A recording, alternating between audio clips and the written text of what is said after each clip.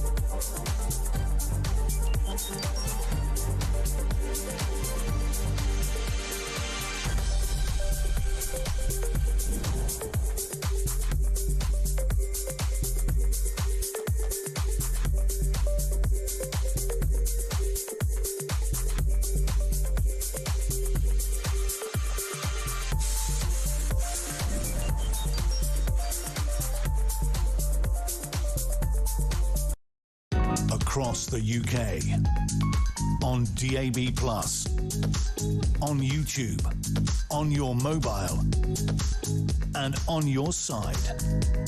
This is Talk.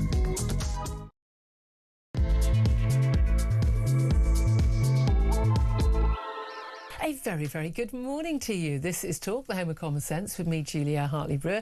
And whether you're listening on DAB+ radio or your smart speaker, watching on YouTube or your connected device, thank you very much indeed for joining me. I hope you've enjoyed the last 4 hours with Ian Collins. As I say, rather disconcerting seeing him at 10 in the morning, not at 1 o'clock. Don't know if I'm coming or going. Also, don't know whether we're in the EU or not, because, wow, Keir Starmer seems to think we absolutely should be back in. But we knew that already, didn't we, when he was Shadow Brexit Secretary? He pretended to, but didn't actually accept the biggest single democratic vote for anything ever in the history of our country, that Brexit referendum we're coming up to the 10th anniversary of in just a couple of months, back in 2016. He spent the next 3 years as Shadow Brexit Secretary trying to fight Brexit, trying to stop it from happening. It even forced into the Labour manifesto, let's face it, with the support of most of the Labour shadow cabinet at the time, that they should have a second referendum, because we were a bit stupid, weren't we? We were a bit fooled by stuff written on the side of a bus. We didn't really know what we were voting for in 2016, you and me both, that and being bigots, obviously, and therefore we needed to be asked again, like, we'll do a deal, we'll renegotiate, and then we can vote it again. They were convinced that they would win that vote. Well, the British public weren't convinced by that, and they voted to get Brexit done, elected Boris Johnson into power in 2019. And now, though, now Labour back in power, on a manifesto, by the way, that was very, very clear. We would not return to the single market, we would not return to the customs union, the two key tenets of the EU. But now they're trying to get us an under-30s free movement. They signed us up to the regulations involving food and agricultural exports. And now they want to basically betray us even more, signing us up to sort of King Henry VIII style rules, where basically there'll be a vote in Parliament that cannot be, the bill cannot be changed in any way whatsoever. It's either for or against, bearing in mind they've got a massive majority. Labour can get anything through. They're a bunch of Ramonas anyway, so we know they'll get through. And basically, it will set up what's called a statutory instrument. And this will effectively mean that every single time the EU changes its rules on anything, we will change ours too. And MPs won't get a say. Sounds like democracy, doesn't it? Oh, no, it really doesn't. It sounds like being back in the EU, but being a rule taker, not a rule maker. Well, that's an argument for going back in, isn't it? No, Keir Starmer, it's an argument to not betray the biggest democratic vote for basically our democracy and our national sovereignty that there has ever been. But we'll be discussing that, and I want to hear from you. Give us a call. 0344 499 1000 is the number to get in touch. I'm sure you're fully supportive of what the Prime Minister is doing, and I'm sure you want to make your views known. So do get in touch. You can also get in touch using the word talk, texting that to 87222, and then your message. You can also get in touch by messaging us on X at talkTV. Calls are charged the national rate, and text costs £1 standard network rate message. We're also going to be talking about the local elections. More than half of Starmer's cabinet ministers could lose their seats at the next election, largely to reform. But also, we're going to be talking about Donald Trump's plan at 3 o'clock today, our time, to blockade the Strait of Hormuz. Yep, if no one else can get in or out, neither can Iran's approved ships taking oil to China and elsewhere. Keir Starmer has said the UK will not be joining. And we'll talk about that victory in Hungary for the brand new leader of that country. And that, of course, is Peter Magyar. He has won, it's now thought to be a 2/3 majority in that election, ousting Viktor Orban from power after 16 years. How significant is that? Well, I'm pretty sure my next guest will be able to talk about all of those topics and give us some insights. Delighted to say Conservative commentator Benedict Spence joins us this morning. Good morning to you. Good morning. Great to see you. So much to talk about. Should we start with Brexit betrayal? Another Monday, another Brexit betrayal. Yeah. I mean, is it a surprise to you at all? Well, no, it's not a surprise. It shouldn't be a surprise to anybody. Brexit wasn't just about leaving the European Union. It was about reforming British politics as it was, and that project has never really got off the ground. No. These are the same people, ultimately, that wanted us to stay in the European Union. We've not got rid of them. No matter what a political party actually tells you, you should never believe it. You should never... this nonsense that people go, oh, but it was or wasn't in the manifesto. Everybody lies in their manifestos. Yep. It's baked into British politics now. This is That's why our taxes haven't gone up. Yeah, exactly. But this is because this is a political class that doesn't really have any vision. It has an idea of what it would like to be, and that is that it would like its life to be as easy as possible. And actually, if everything is given to Europe to do, well, then it doesn't have to do anything, But it's not just that. No, it is that they also have utter contempt for ordinary voters. They do have that. They genuinely think if only everybody was like them and they had some pointless arts degree from university and that they did some job, you had to wear a lanyard all day. You were about to say some polytechnic and then you remembered they're all from Oxford. Yeah, exactly. All Oxford. No, but they think that everybody who didn't, and they just think they think that basically if the technocrats were in charge, everything would be so much better. How did that work out for all of us, and indeed the EU, for the last 20 or 30 years? Because I'm not sure very well. They think that we're all bigoted idiots and we shouldn't be allowed to say. That's basically their viewpoint. And the amazing thing is, though, even when we do sometimes have elections, half the country still seems to want to vote for these, these kind of people. Well, so actually, as much as we might joke and say, well, they think that we're all idiots, at least some of us are, because some of us keep voting for these people. I mean, that is certainly for true. I mean, again, it's been being accused of yet another Brexit betrayal. And it's a technical thing. It's all very technical, and their view is, well, we're not going back to the single market. We're not going back to the customs union. Though that was what was in our Labour manifesto, so we're not breaching that. But we sign up to all the rules, and you sign up to all the future rules, and Parliament does not get a say at all. As in, they have this one vote. It's going to be in the King's speech in early May. Again, assuming that's all going ahead after the local elections. We'll see how bad those are for the Prime Minister. And then under that, this called King Henry VIII powers, basically allowing ministers to approve laws without full scrutiny of each individual change. That's where the problem is. I mean, that is where the problem is, isn't it? Because we're not going to get a say. But we don't get a say in the EU laws either. But we know that's their argument, which is, but we know we're rule takers, not rule makers. We may as well go back in. Yeah. But we didn't have much say anyway, because it used to be the case that Britain had a veto on lots of different issues. And one of the reasons why the EU got more and more insane was they moved to what's called qualified majority voting. So although we're a big country, we pay a load, and we get a good say, we don't get to go, no, this is stupid, it's not in our interest. Yeah, and this is the thing that I've never quite understood about so many people who still cling to the idea that being part of the European Union is a good idea. Yeah. You don't get a say, is the reality. And if somebody decides that they're going to pass some harebrained concept and that's going to be applied to everybody, ultimately it's the least democratic institution you could possibly think of. You don't get a choice over this. It's imposed on you from above. And the insane thing, of course, is that we now find ourselves in a position, having given ourselves the opportunity to rid ourselves of this, that we're just deciding to sign up for all of these things without any of the few perks that we had to begin with. The worst of all worlds. Yeah. Like, my thing is, you want to have a referendum, if you want to get elected, any party wants to say, we'll have an EU referendum to go back in, you're welcome to put that in your manifesto, put it to the British people, and if you get elected, then you can hold the referendum, and then we'll have the proper full discussion. There ain't a snowball in hell's chance the British people have voted to go back to the EU. I'm telling you, the terms they would offer would be so hilariously bad, that I mean, it's just not a chance. We got this EU summit in the summer with Ursula von der Leyen. I mean, that's just going to be a total humiliation. As it is already, we've got this under-30s free movement, which, well, by the way, who are the people who tend to move to different countries and go and work there for really cheap wages? Oh, is it under-30s? And basically, you know, far more people in the EU speak English who want to come here than British people go to the EU. And it's not because we're useless at our languages. We don't need to speak, you know, Hungarian or Polish, because we speak English, which is the lingua franca, ironically, of the world. It's quite extraordinary. Added to this, by the way, a lot of people have covered this over Easter and been quite a few articles about it. There's travel delays brought in because we're not in the EU. I'm wondering if the timing of this is quite interesting. They came in last October, but basically April, they're supposed to be fully enforced just in time for the Easter holes. They were delayed by the French over the Olympics. Like, for goodness sake, don't make it hard for the Chinese and the Americans to come and spend money here. But basically, new EU entry-exit border controls, meaning long queues, you have to do your biometrics. And what I can gather, you need to do your biometrics every time. You can't just go, you know what, 2 weeks before I go away, I'll go and get those done. You're going to have to do it every time.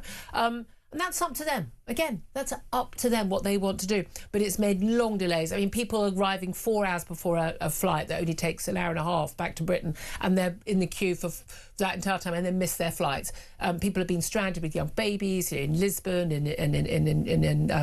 I think some in Milan as well. I mean, it's just crazy.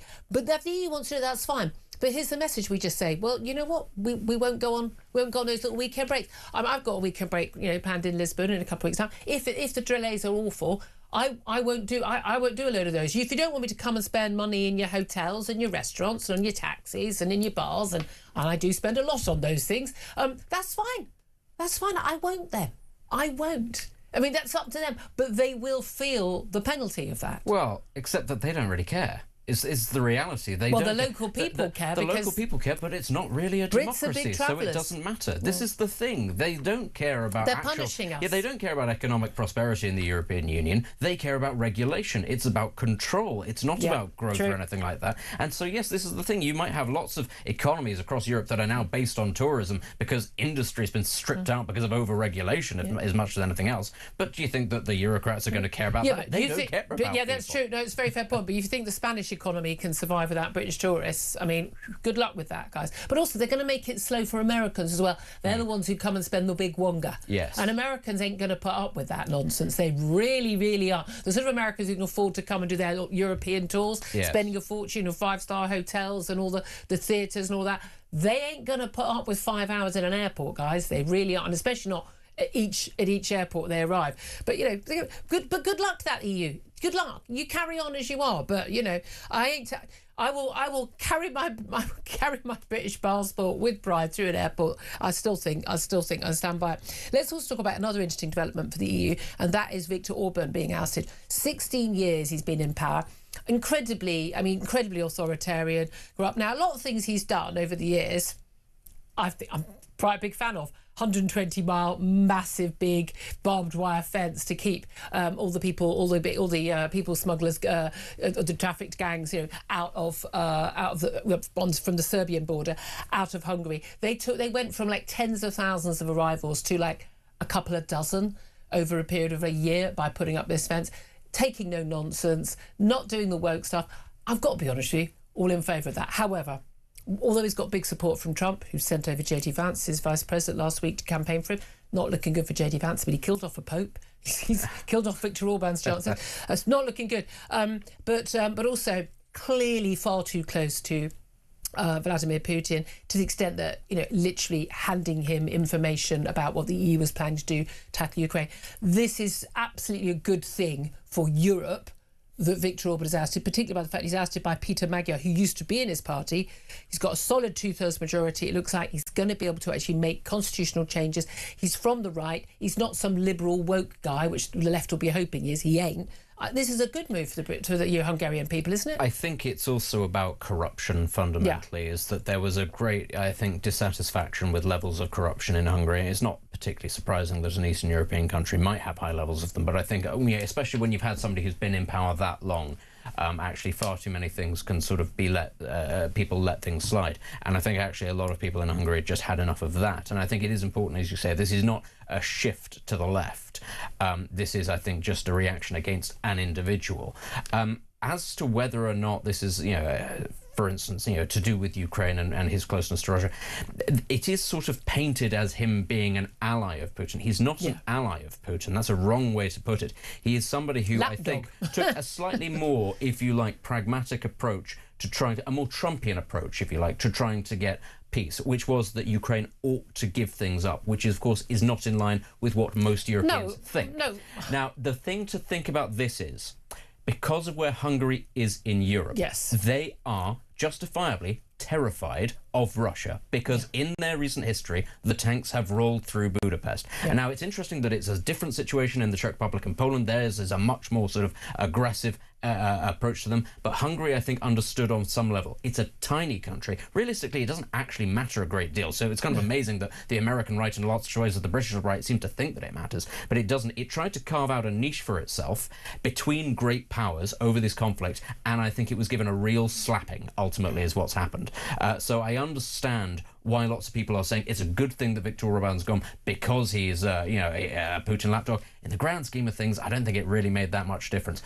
Swathes of European weapons and American weapons were not going to suddenly find themselves in Ukraine because of Viktor Orban. But he did for a long time stymie the EU's efforts. And again, one of the reasons you don't want to be in the EU is you can't make these decisions. You're at the behest, one country can stop these things on the important stuff, which you don't want them to be able to stop. But it is interesting that, the concerns about basically giving information. There's lots, I think, I can't remember who at Bloomberg, I think it was, had a report about evidence of a transcript of him basically coming out of an EU meeting and giving information to Putin. I'm sorry, that's not acceptable. And the corruption levels. That said, the whole, the EU punishing them for putting up a fence and saying, we're not taking asylum seekers, we're not allowing people to just walk into our country. No, thank you. Thank God for Viktor Orban on that front. Fined €1 million a day. He's the country is still being fined €1 million a day. This new guy, Magyar, he is not going to just go, fine, we'll take down the fence, come on in, the water's lovely.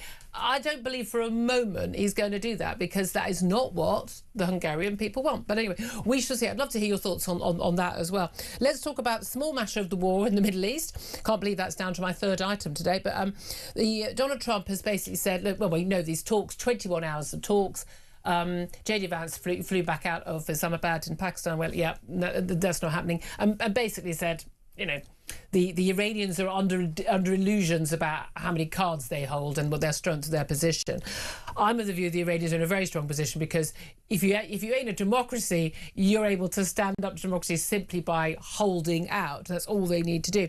But they are still basically holding international shipping and the world's oil markets to ransom by keeping the Strait of Hormuz closed to anything but Iranian exports to their allies or ships that are paying an extra fee, China, India, others. Now, we're told by Donald Trump there's going to be a blockade of the port of Iranian ports, well, Iranian ships coming out of Iranian ports. Other ships will be able to come through if Iran lets them through from 3 o'clock today UK time. So basically, fine, you want to close the straits? Then it's completely closed. Now, Iran, I hadn't realised until today, Iran is still getting the same amount of income, in fact, more income, because they've been able to charge more for oil exports throughout this period because they can choose to let boats through. So we're told the Straits is completely mined, or clearly not, because they know a route through. Do you think it's likely that America could win on this front, or do you think that Iran still holds all the cards? It depends what Donald Trump is actually prepared to do, because a blockade means sinking things. It means blowing things up, and that means Chinese ships. Is Donald Trump actually prepared to sink Chinese vessels? And, it's a different thing to Russia, seizing a Russian-marked tanker that's come from Venezuela. Do they need to blow things up? Can you just not simply stop the ship and board the ship? How do you stop at the ship and board the ship if, say, it's got armed guards on board? That means ultimately then you'll be engaging with a firefight on an oil tanker. That's what this means. But there's been a lot of talk about how this is a game of 4D chess. I don't think by Donald Trump, maybe by some people in the Pentagon or the White House, which is that you're cutting off the oil supplies for China. That actually the long-term benefits of this for the world, for the Western democracies, is a good thing, even if we take pain now. But he's not going to say it explicitly. Who knows? I tend not to ascribe that level of ability to politicians, because they seem to not be up to this sort of stuff. I suppose it depends on what angle it is you're taking in terms of the long-term benefit. China can get energy from elsewhere if it wants to. The prices will go up, but China is now the 4th largest oil producer in the world off its own back, because it's seen this coming down the line. It's almost like they do long-term planning. Yeah, they do. If we're talking, though, about Iran, lots of people are talking about how this is a disaster, and let's be clear, it's not great. But let's think about what the alternative was. The alternative was Iran with nuclear weapons able to do this the whole time. It was able to do this the whole time. Once it gets nuclear weapons, it would have been able to do this, and nobody would have dared try to stop them, because they've got nuclear weapons. And this is why it's so frustrating when you hear UN experts and all this saying, oh, but they hadn't reached this level of enrichment and all this. And you think, well, why would you wait until they'd reached that level? The whole point is you stop them getting close to getting the weapons, not you wait till the last minute and then you go, oh, well, diplomacy has failed, now we do it. That's actually my biggest gripe with all of this, is that this was going to happen at some point, because Iran refuses to accept it can't have nuclear weapons, and it refuses to accept Israel exists. Israel has nuclear weapons and said we'll use them before they get them. But only on a defensive basis. No, I'm not remotely worried about Israel having nuclear weapons. Yeah, I'm really pleased Israel's got nuclear weapons. But I think we're safer. But the other thing to think about this is, let's say hypothetically Iran gets them but says, don't worry guys, we won't use them. Nobody's going to believe them. So Saudi Arabia would then get them, Turkey would then get them, Egypt would then get them, other smaller nations that can get them would, so Azerbaijan would get them, but even smaller nations that couldn't get nuclear weapons, that are threatened by those countries, would go, right, we can't do that, so what do we make?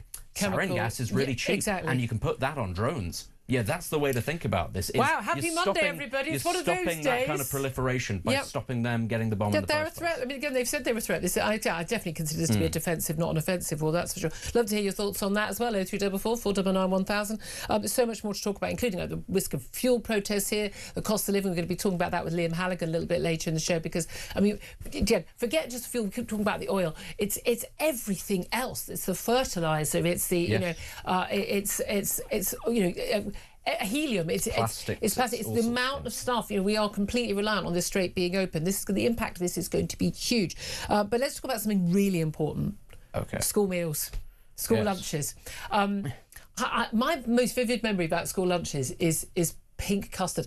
They called it strawberry custard. It did no way have a flavour. It was just coloured pink. And by the time you got to the dessert, it always had a skin on it. Yeah. And literally to this day, it's like, ooh. I mean, I really struggle. It was a slow-moving solid rather than a liquid, wasn't it? Exactly. My husband thinks that the entire world would be made a better place if everyone just had custard with every meal. He doesn't say that glibly. He would go on Question Time and argue that point. But school lunches are said to be made healthier, we are told.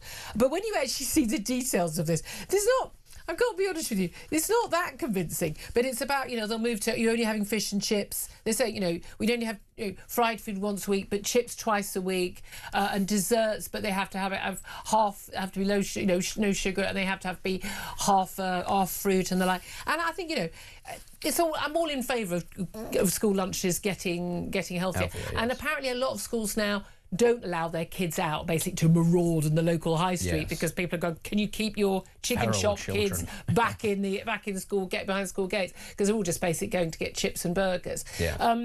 But they say this is going to help solve obesity. I mean, these kids ain't getting fat because of what they're eating at school, are they? I don't think it's entirely to do with that, although I think it probably doesn't help. But you're right. Actually, changing school meals alone isn't going to tackle the obesity. But broadly speaking, this is one of those difficult things that I have when it comes to, because I'm a big believer in sort of parental responsibility. But I think fundamentally there are many aspects of parenting in this country for a great many people that are just broken. And at some point, the state then needs to step in, because you're not going to fix that in a short period of time, if nothing else, because you can't re-educate the parents. So I do think is a good start. Teaching children to cook would be a great start, because if their parents can't and aren't feeding them properly, well, they're not going to teach that to their children, so you don't break the cycle. And you're on the third generation of that as well. But I just simply don't accept the whole, people are just too busy, they're working too hard. Okay, I know women aren't 1950s housewives anymore, cooking all day. Of course not. But, I mean, give me a break. Especially, and you can have a healthy meal with a microwave. I'm sorry, you absolutely can. It's just absurd. No, it's an abject failure of parenting. But I have to say, you look at some of the food going on in school lunches, but they're going to be required to have vegetables and salad with every dish. Let's be honest, that's just a lot of waste. And although it doesn't cost more, well, when the kids ain't eating it, it does end up costing more. I'd love to hear your thoughts on that. Remembering your favourite school lunches, 0344 499 1000 is the number to call. We want to hear particularly from you on yet another attempt at Brexit betrayal by Keir Starmer. Get in touch and we'll get your calls up next. This is Talk.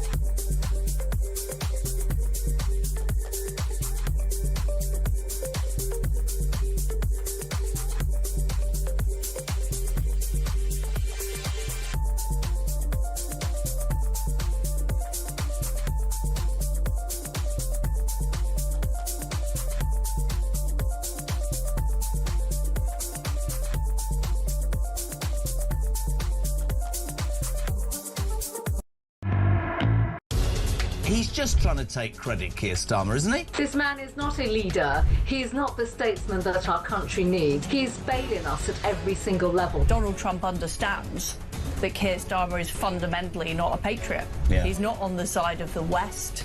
He's been appeasing the Iranians in order to shore up his vote in this country. In front of me is Waitrose, and I'm about to head in there. I literally openly put the stuff in my bag. I nervously walked to the front door, and away we go.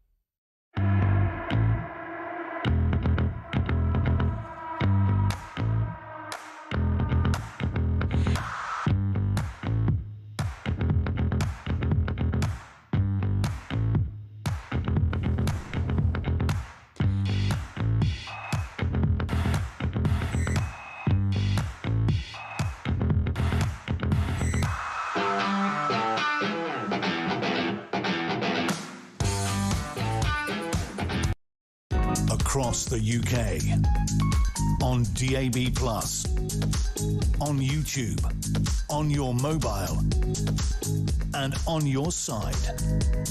This is Talk.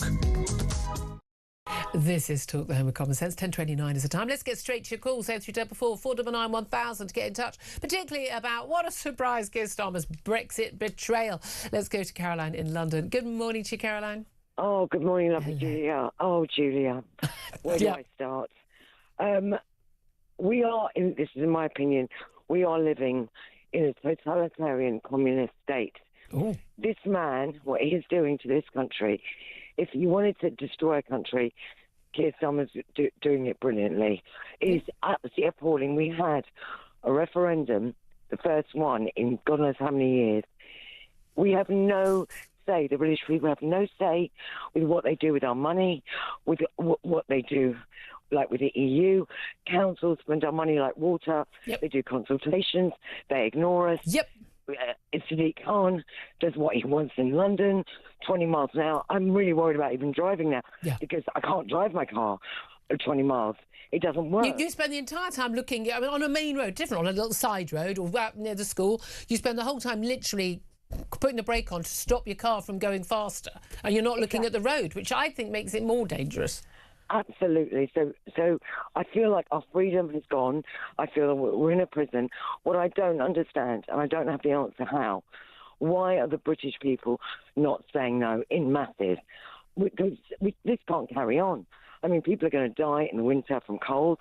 People are going to either starve to death or there's going to be mayhem. I don't think people are going to starve to death, but certainly we know people die because they're too afraid to put their heating on, and that's because the cost of fuel, and that's a direct result not of Ukraine war, not of the Iran war, but of our mad net zero policies. I mean, yeah, that's absolutely true. There's talk about fuel protests. We've had them in Northern Ireland. They've had to send the police out onto the street, pepper spraying people and that. Do you think we're likely to get fuel protests here? People are going to just get on the street and say we're had enough? I don't know what's going on here in London, because I think a lot of people have been brainwashed, with the Green Party and all this kind of stuff. I don't understand what is happening in this country, and we're joining the EU that is literally collapsing. We're making our only ally our enemy, and we are in a really dark place. And on top of that, Julia, we've got all the breakup of the right with Reform, Restore, Ben Habib. And, what is going to happen in the next election? It is terrifying. I'm even thinking about selling my property. I'm just terrified. And I love talk, but every day I get more down because every day there's something bigger. Yeah. But this Prime Minister, and I don't actually think he's doing it, Julia. I don't think he's bright enough. He's doing it from the powers above. This has all been... We're into full conspiracy. Look, he definitely was always planning to do this. I can tell you that in terms of Brexit betrayal, that's for sure. Caroline, a very, very downhearted call. I'm an eternal optimist. I feel the same concerns as you, but I'm an eternal optimist and that we will improve. We're a great country with a great history. We will have a great future as well. I'm absolutely determined to be a part of that as well. Caroline, thank you for your call. Bob is in Warrington. Bob, what do you make of it all?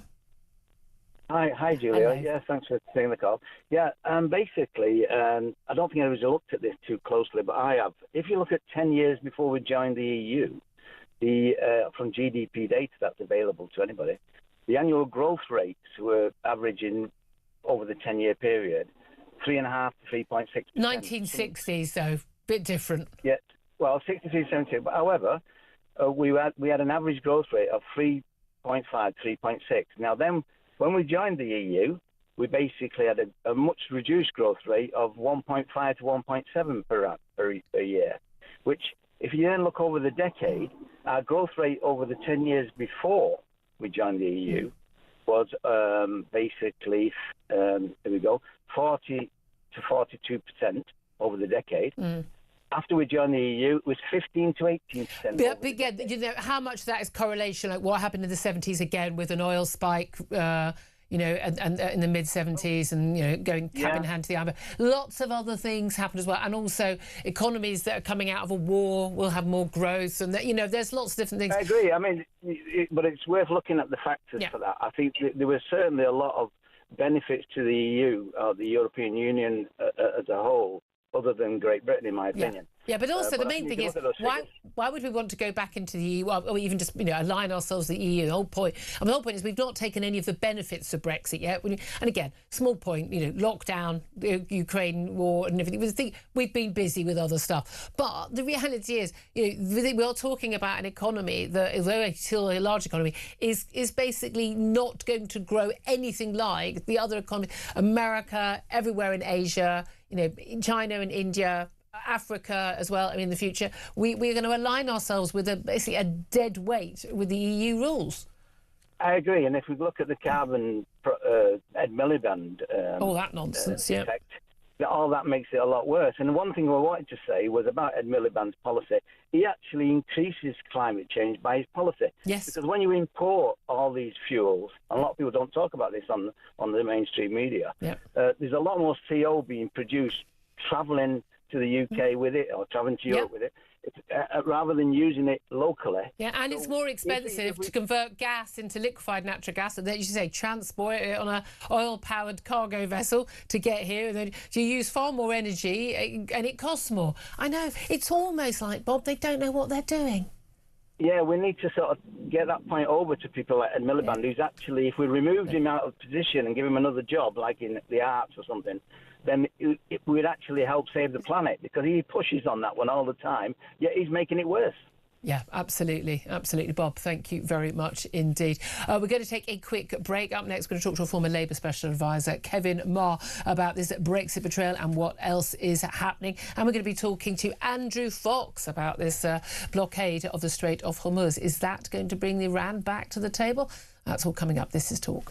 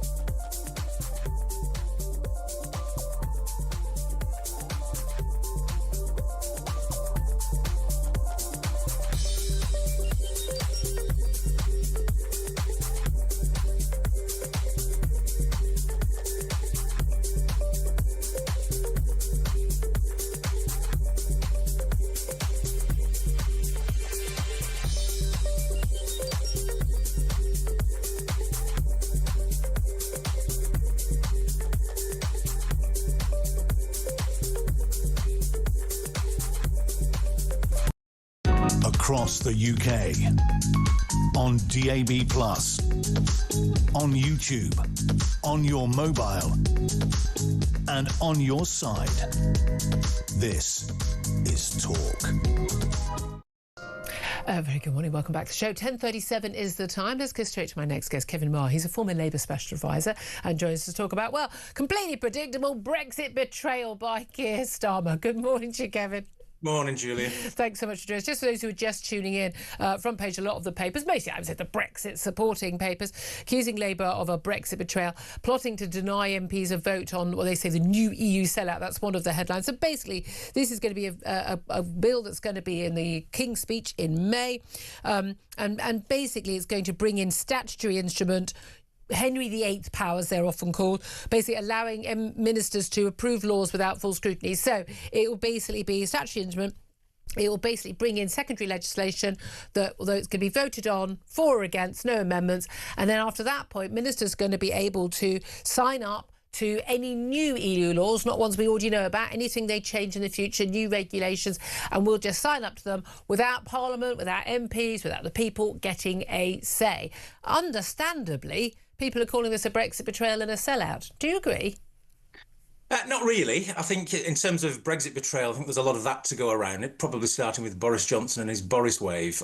So what Keir Starmer's trying to do is to, as he calls it, his reset with the European Union, put things on a better footing. And we've got to still be very mindful. 41% of our exports go to the European Union and 50% of our imports come from the European Union. So we're going to have a close working relationship with them. And of course, that's been catalysed, if you like, even further with what's going on in the world and Donald Trump's behaviour and all the rest of it. So Europe is looking to work collaboratively where it can on a whole number of fronts. Now, what Keir Starmer's trying to do here, first of all, is get a deal around food, a so-called sanitary deal with the European Union about the exports, imports of food products, and a phytosanitary, these are incredible terms, about plants and all the rest of it. So a lot of this is a lot of this is very complex and it's in the weeds. And what he's trying to do and what it will mean, you're quite right, the Henry VIII powers, the statutory instruments, you pass a piece of legislation and then it gives you ministers the power to tweak the rules and regulations. piece of legislation. Basically, it's not adopt EU rules as and when they're brought in. Yes, it's not an ideal way of governing, and lots not an ideal, but a completely undemocratic way of government. Well, every government does it, though. Every government they do, and they shouldn't. We came out of the European Union using precisely these powers as well, these instruments as well. Now, it's not ideal, but what Starmer's saying is, look, on a case-by-case basis, on an industry or a sector-by-sector basis, we will look at another terrible phrase, dynamic alignment with the European Union single market. Now, this is the kind of stuff that big companies, particularly, and industries are lobbying government ministers for all the time, because they're part of European supply chains. They're doing a lot of business in Europe, and they want certainty that the British policy approach is aligned. And dynamic alignment is that not only aligning today, but when the EU laws change in the future, we carry on changing with them. What on earth was the point of the British people voting to leave the EU so we didn't have to abide by EU rules, particularly, by the way, given that most of our companies do not export to the EU, they're still going to be impacted by those rules. What was the point of us voting for that if it's going to be undermined by Keir Starmer was elected as a democratically elected Prime Minister. And yes, there'll be a vote in Parliament and he has a majority of MPs and he can do that. But he's using that democratic mandate to basically undemocratise their decisions. What was the point of 2016 referendum if he can just do this? Well, I mean, it's a fair point, and you could have asked that point at any stage over the last 10 years, given the state of immigration in this country. That was a principle. No. That's a principle. Lots of people voted to get out of the European Union. But Kevin, you missed the point. The Boris Wave was a betrayal by Boris Johnson. Yes. But here's the thing, and he was punished for it. He was, absolutely. And the Tories were punished for it. Why? Because it was his choice, and he, unlike every government before, could say, well, what can we do? We're in the EU. We can't stop people coming to the country. Yes, you can. You made a deliberate decision to import people from the Indian subcontinent and from West Africa en masse, and we will punish you for it. And that's what the whole point of Brexit was, democratic accountability. Absolutely. Keir Starmer's taking a chance. He's taking a risk. He's saying, look, I put in my manifesto to the British public 18 months ago that we would have a reset with the European Union. Now, he's elliptical about exactly what that meant. He said, I'm not going to rejoin the single market. We're not going to rejoin the custom union. And this is strictly holding to that pledge. Now, if this is, if you're a voter and this is your big bugbear and you see this as a Brexit betrayal, then Keir Starmer is saying, well, you're going to have to take it out on me at the 2029 general election. Now, he hopes by then that what this will have done is help to galvanise the British economy, provide more growth. By the time that election drops in 2029, the country's in a better position than it is today. That's the gamble he's taking. The future of Britain's economy is going to rest on more trade with other economies that are also facing the same problem as us, which is they've got mad net zero policies, they've got unaffordable energy costs and insane regulation, and they're not dynamic as well. Yeah, that's the future. I mean, this is crazy. The key thing here is that Keir Starmer's on a technicality. He's going to stick to his manifesto pledge, like on the technicality, I'm not going to raise national insurance for workers. You're going to raise it on the employers, which means the workers are impacted anyway. The thing is, the voters aren't going to play along with these rinky-dink little things. They know when they're being sold a dud, and they know when they're being lied to. Keir Starmer spent 3 years to 2019 trying to undermine the biggest democratic vote for anything ever in this country. Pretended he was going to, in 2024, that he was going to stand by it. This was always the plan. He reckons, look, unless the man is utterly delusional, he doesn't think he's going to get a second term in office, in which case he'd be lucky to survive past May.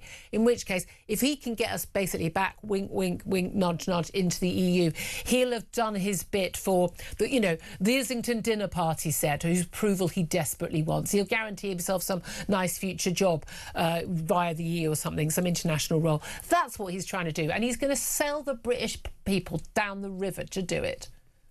I mean, the calculation he's making is, look, if this helps to generate growth at all, then that is a price worth paying. And the people who are lobbying him, drop net zero, be quicker. Well, the people that are lobbying government ministers all the time to sort of say we need to keep in dynamic alignment with the European Union are the big companies and the big industries in this country that employ hundreds of thousands. Who lobbied the same thing in 2016 and lost that vote.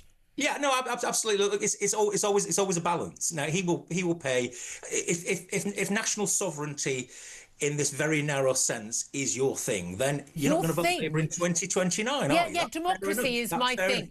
You're either a Democrat if the economy grows as a result of a closer working, practical, rational working relationship with the European Union, then a lot of people will say, fair enough. Well, no, but again, economics was the main argument of the Remain campaign, and people went, you know what, it's not just about economics, it is about community, and it is about democratic accountability, it is about national sovereignty. That argument didn't work last time, it ain't going to work this time. If he wants to have a referendum, be honest about it, let's have a referendum, let's have a straight fight, because they know perfectly well they would lose that fight. Forget all the polls and what their mates, their dinner parties think. I'm telling you that categorically right now. But here's the thing.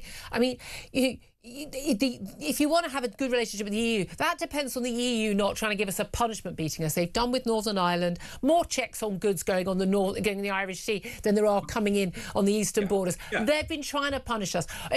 He said that if we just sat down with Emmanuel Macron and Ursula von der Leyen, then we could sort out the Channel migrant boats. How's that working out for you?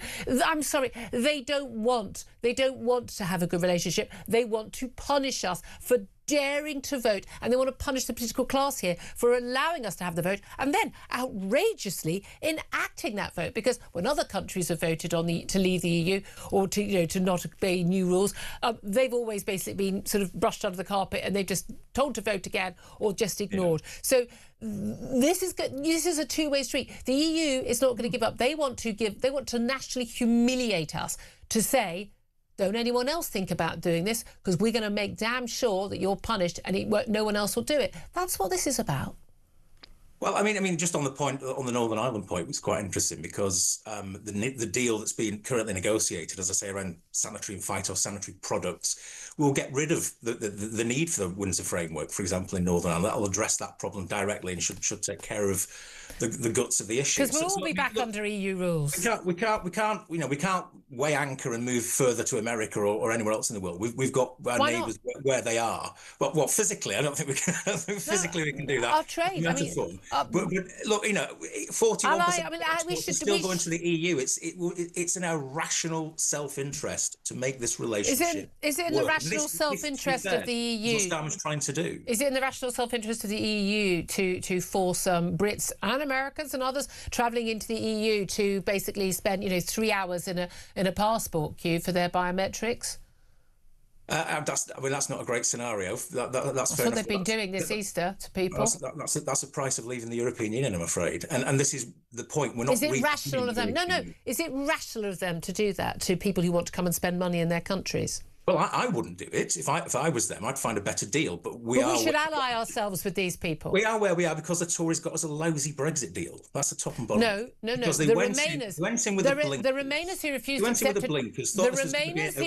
to accept the democratic vote undermined the negotiating position. Theresa May signed up to God knows what. The civil service blob and everybody combined tried to stop a decent deal happening, and Keir Starmer is responsible for that deal as anyone else.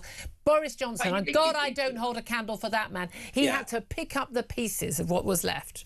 Look, my view on Brexit is that you've got to respect. There's a decision of the British public, and I would never have called for a second referendum or anything like that. But we've had 10 years of the dog ate my homework excuses from people on the political right. We only left in 21. If it had only been this, if we could have only done that, if we could have been Singapore on sea, if we could have just deregulated this. Well, we didn't. Marvellous. We didn't because it was a bad deal from the start. And it got progressive for the work. And Keir Starmer's role, it would seem in British politics, is to be the great political janitor of our age, moving around with his mop and bucket, cleaning everybody else's mess. Yeah, unfortunately, he's spilling that bucket everywhere, and it ain't just water in it. Kevin Marr, great to talk to you, mate. Former Labour Social Advisor Kevin Marr, thank you very much. Benedict Spence, listening to all that, his face has been a picture throughout. What do you want to say? It's actually just the mental image of him as a janitor. His father was a toolmaker. Just this attitude, though, that this is the only solution, this is the only way forward, and that it was a bad deal. OK, it wasn't a great deal, but it was a good deal given the circumstances that we got, and it gave us a platform to start working with. It's not our fault that our political elite, which were the ones we wanted to change ultimately, don't have the vision actually to proceed with that, and of course things like COVID and Ukraine happening on top of that. But when people sort of take this attitude, which is, well, it's inevitable that we're going to be changed here, we're just going to have to be sucked in because of geography. Does that mean Japan should just join China because it's there? That's not how how this works. Such a ridiculous argument, isn't it? And the idea that they to trade with another country, you have to basically align all your laws. Yeah. I mean, it's mad and have free movement. That's what they want. They just want their own sodding kids to be able to go and hang out in Milan. That's what they want. 10:49 is the time. Up next, going to talk about the thing that's really impacting your economy. And no, it's not the Brexit deal. It is what is going on in Iran and the abject madness of what is going on in the Strait of Hormuz. We're going to talk to Andrew Fox of the Henry Jackson Society about that up next. Stay tuned.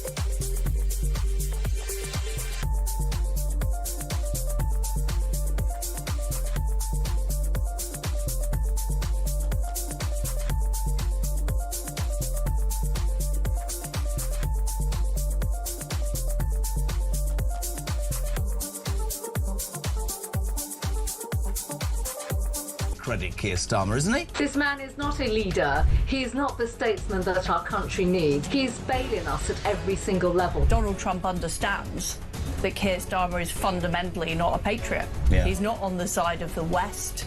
He's been appeasing the Iranians in order to shore up his vote in this country. In front of me is Waitrose, and I'm about to head in there. I literally openly put the stuff in my bag. I nervously walked to the front door, and away we go.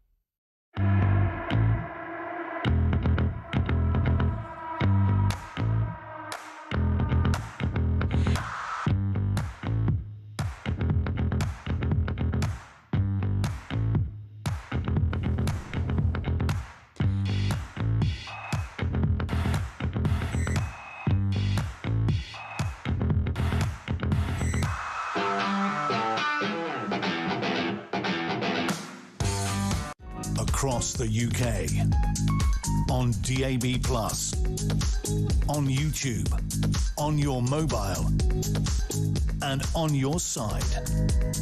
This is Talk. Good morning, welcome back to the show. 10:52 is the time. This is Talk. I'm Julia Hartley-Brewer. Let's talk about what is going on in the Middle East. Seriously, what is going on in the Middle East? Let's ask Andrew Fox. He's a former major in the parachute regiment. He's also Senior Associate Fellow at the Henry Jackson Society and a friend of the show. A very, very good morning to you, Andrew. Hi, Julia. Thank you for joining us. Look, we've the latest development. We had these talks, 2-week ceasefire. We had these talks starting 21 hours later. J.D. Vance flies back home to the States saying, yeah, basically, it's not working. Iranians won't agree to give up their attempt to get nuclear capability. The Iranians still blockading the Strait of Hormuz and closing it back to any ship but their own, so the ones they've approved. Donald Trump says at 3 o'clock UK time today, the US are going to blockade the Strait of Hormuz. I mean, I thought he was planning to open it rather than close it. Look, I think this is in two parts. So the first thing they're doing is blockading any Iranian oil. So that's the blockade that America is going to impose on top of the Iranian blockade. And then part two is they're going to try and lift the Iranian blockade, if that makes sense. Yeah. So what we'll see is probably operations to try and get the strait clear. And then the Americans will control which ships go in and out. So they're essentially replacing the Iranian blockade with an American one. And it's clearly not mined in such a dangerous way that ships can't get out, because ships are getting out. And they have been throughout the war, but only the ones that Iran agrees to. And look, this is the crux of the whole issue, is Iran don't actually have to do anything other than threaten the Strait of Hormuz, because it's about insurance prices for tankers. It's about making it too risky. They don't actually need to do anything at all. And so we've seen ships going through. We saw 2 American frigates getting through just yesterday. So, it looks relatively clear, but, if you're insuring an oil tanker worth millions of pounds, you're going to want more assurances than that. And that's what I suspect America will try and do over the next days and weeks. But it's not an easy or quick operation, and it won't be over fast. And I think a lot of us are still utterly befuddled that this wasn't something that the Americans could foresee as was a likely action. But as my guest Benedict Spence pointed out a bit earlier, imagine Iran doing this whilst already having nuclear weapons. No one will be able to take any action whatsoever at all. What do you make in terms of where we are in terms of ceasefire talks? Was this all for show? Many people are saying, look, this is just playing for time. This is just all for show, waiting for America to do something else. Or do you think that actually Iranians do have a lot more cards than the Americans would like to think, because they can play the waiting game? They're not bothered. They're not worried about democratic, fallout in November. Exactly. The Iranian response here is probably nothing, because they don't have to do anything. The ticking clock here is the global economy. It's not just oil, it's not just gas, it's things like helium, which you need to build chips that go in your phone or your laptop. It's things that go towards making fertilizer. We're potentially looking at famine in areas of the world because fertilizer supplies aren't getting through the Strait. It's 50% of the fossil fuels used for fertilizer in the world go through the Strait. I mean, these are extraordinary numbers. Yeah, and it's we're talking genuinely starvation, and so that pressure and that ticking clock, as American prices continue to rise. The Trump narrative that actually America doesn't use the Strait, it's other countries' problem. It just isn't true, because a global price rise is exactly that, and it will hit Americans perhaps less hard than other countries, but certainly will hit them. Yeah. And that will have a knock-on effect at the ballot box. And there's a lot of talk that actually, even if the Strait was reopened now, we've still got that backlog. We've got the damaged oil production facilities. We've got the backlog of all these tankers, and currently, basically, most countries are surviving on their stores. But when we actually get to the end of those, then we could still be facing, short of, jet fuel. Michael O'Leary of Ryanair said, we could see 5 to 10% of all flights cancelled in Europe, just simply do not have the fuel for them. And as you say, the serious concerns in developing countries of the lack of fertiliser to grow food. These are major concerns. I mean, is there any evidence that the Americans sort of foresaw all of this? Because there's a bit of a worry that if the mad mullahs in Iran have got a longer game and are playing better tactics than the Americans, or did Donald Trump just think, we've got the firepower, job done, and it's going to be another Venezuela, we're going to kill the Ayatollah, someone half sane is going to take over, job done, and it's all over? Yeah, I would, looking at the facts that we have, I would say that is the most likely. I think they probably rushed the start of the war. There was that opportunity to strike the entire Iranian leadership at once. That obviously took place before they had the naval equipment in place to keep the Strait of Hormuz open, but they took a gamble, and unfortunately it hasn't paid off. And I think it goes back to the first half of the question you asked me a moment ago, and that is, you have to understand the psychology of the people you're dealing with. These are not rational actors. It's very much like Hamas in Gaza or Hezbollah in Lebanon. Like, they don't know they're beaten because they are ideological, and they are happy to fight to the very last fighter. Yeah. They're not worried about their people, facing economic worries or being killed. They don't care. Not at all. And look, they see this almost as a rite of passage.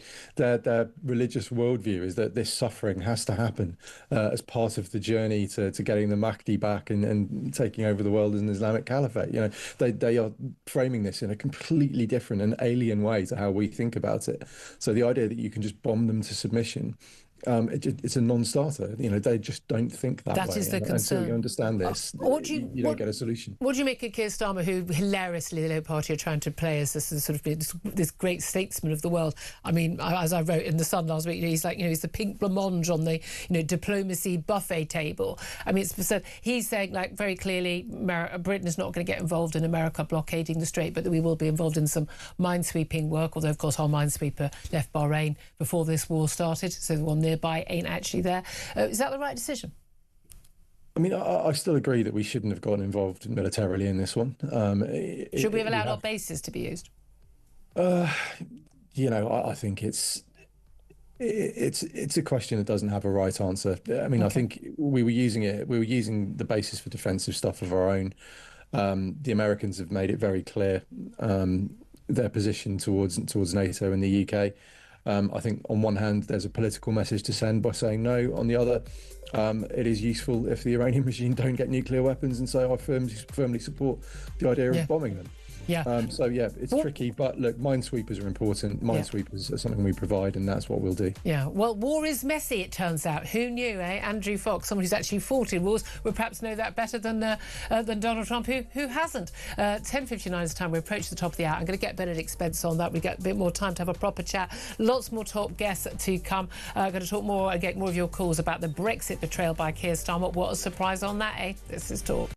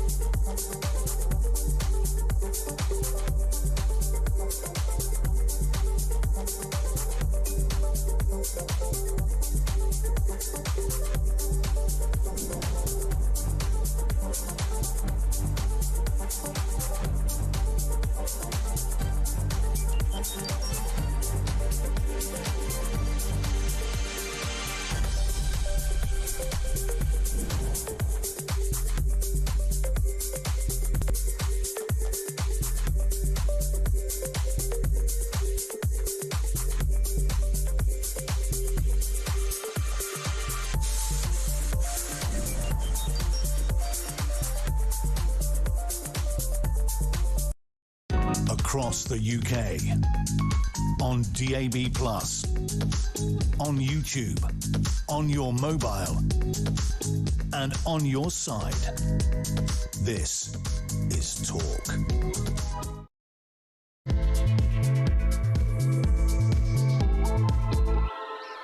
A very, very good morning. Welcome back to the show. Fast approaching 3 minutes past 11 o'clock. This is Talk. I'm Julia Hartley-Brewer, and we are the home of Common Sense. So much to talk about today, whether you're listening on DAB Plus Radio or your smart speaker, watching on YouTube or your connected device. Thank you very much indeed for joining us. Lots to talk about. Benedict Spence, delighted to say, Conservative commentator, is joining us as regularly does on a Monday. Good morning to you. Good morning. I want to give you a chance to have your say back on where we are in terms of Iran after that conversation with Andrew Fox and about the latest efforts to try and get Iran to come to the table and have a serious negotiation by the United States. We'll be talking about that. Also talking a lot about the Labour Brexit betrayal. Hell surprise, everybody. Plans to sign Britain up to EU rules in the future without giving MPs a proper say. Basically, it's called King Henry VIII powers. We'll talk about that. Also, the Boris Wave, a huge number of migrants allowed in under Boris Johnson's premiership. As one of my Labour guests pointed out, it was a terrible betrayal of Brexit voters, and absolutely it was. But that's costing British households, according to Reform UK analysis, £20,000 each over basically the amount of benefits and cost to the society they're going to have over the years. Plus, middle-class households facing that hit this year from the Iran war and inflation. Benefit-dependent families, what a surprise, gaining from, scrapping the two-child benefit cap and benefits going up. We've been talking about this, but now there's talk about actual, fuel protests on the streets, as we've seen in Northern Ireland already. Is that going to happen on the streets of the UK? We are told by all the economic experts that, we ain't seen nothing yet in terms of the economic impact of that war in Iran. Plus, we're going to be talking about the striking doctors who've dismissed a meeting with Health Secretary Wes Streeting as a waste of time. And what a surprise, a left-wing Blairite think tank, IPPR, has issued a new report today basically saying that moving the NHS to the social insurance model used in pretty much every other Western nation in the world wouldn't actually improve our healthcare outcomes, even though our healthcare outcomes are among the worst in the world for the amount of money we spend. But obviously, it can't just be because it's the NHS, eh? Anyway, we'll talk about all of that, plenty more besides. As I said, Benedict Spence is joining me. I want to hear from you on Brexit, but let me just tell you where we are on that.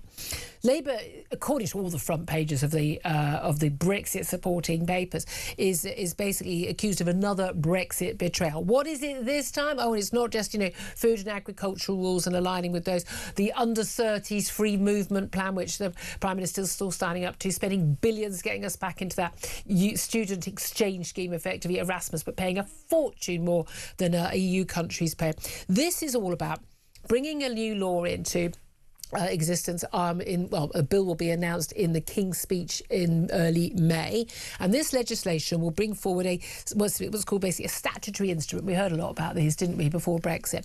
And basically there'll be a vote in Parliament. Of course, Ramona Labour MPs will happily vote this through, and this will give ministers the powers to, in future, change the law when it comes to regulations of food and agricultural goods that those could be exported or not exported, but particularly to the EU, to align them with not just EU rules now, but any future EU rules. It's called dynamic alignment. But there won't be a vote in Parliament to change the rules. There won't be any discussion, nothing in the media, nothing. They'll just quietly change because they'll be able to do that legally because they'll be given that power. Now, this bill can't be amended. It can't be changed in any way, so it's either a for or against. And we know that Labour will have the votes to get that through. It is, in every sense, a betrayal of Brexit. But we always knew he was going to do that. He said he wouldn't take us back into the single market of the customs union. But that's because there's no way in the world that he could go with a manifesto in 2024 and promise anything different. But he's taking us in by the back door. We're going to be a rule taker, not a rule maker. And then the argument will be, we may as well be one of the rule makers and go back in. And that's what they want to do, and they'll try and do that without a referendum as well. What is your thoughts on this? Give us a call, 0344 499 1000. Text us on 87222. Get in touch on X at talkTV. Calls are charged at the national rate and text cost one standard network rate message.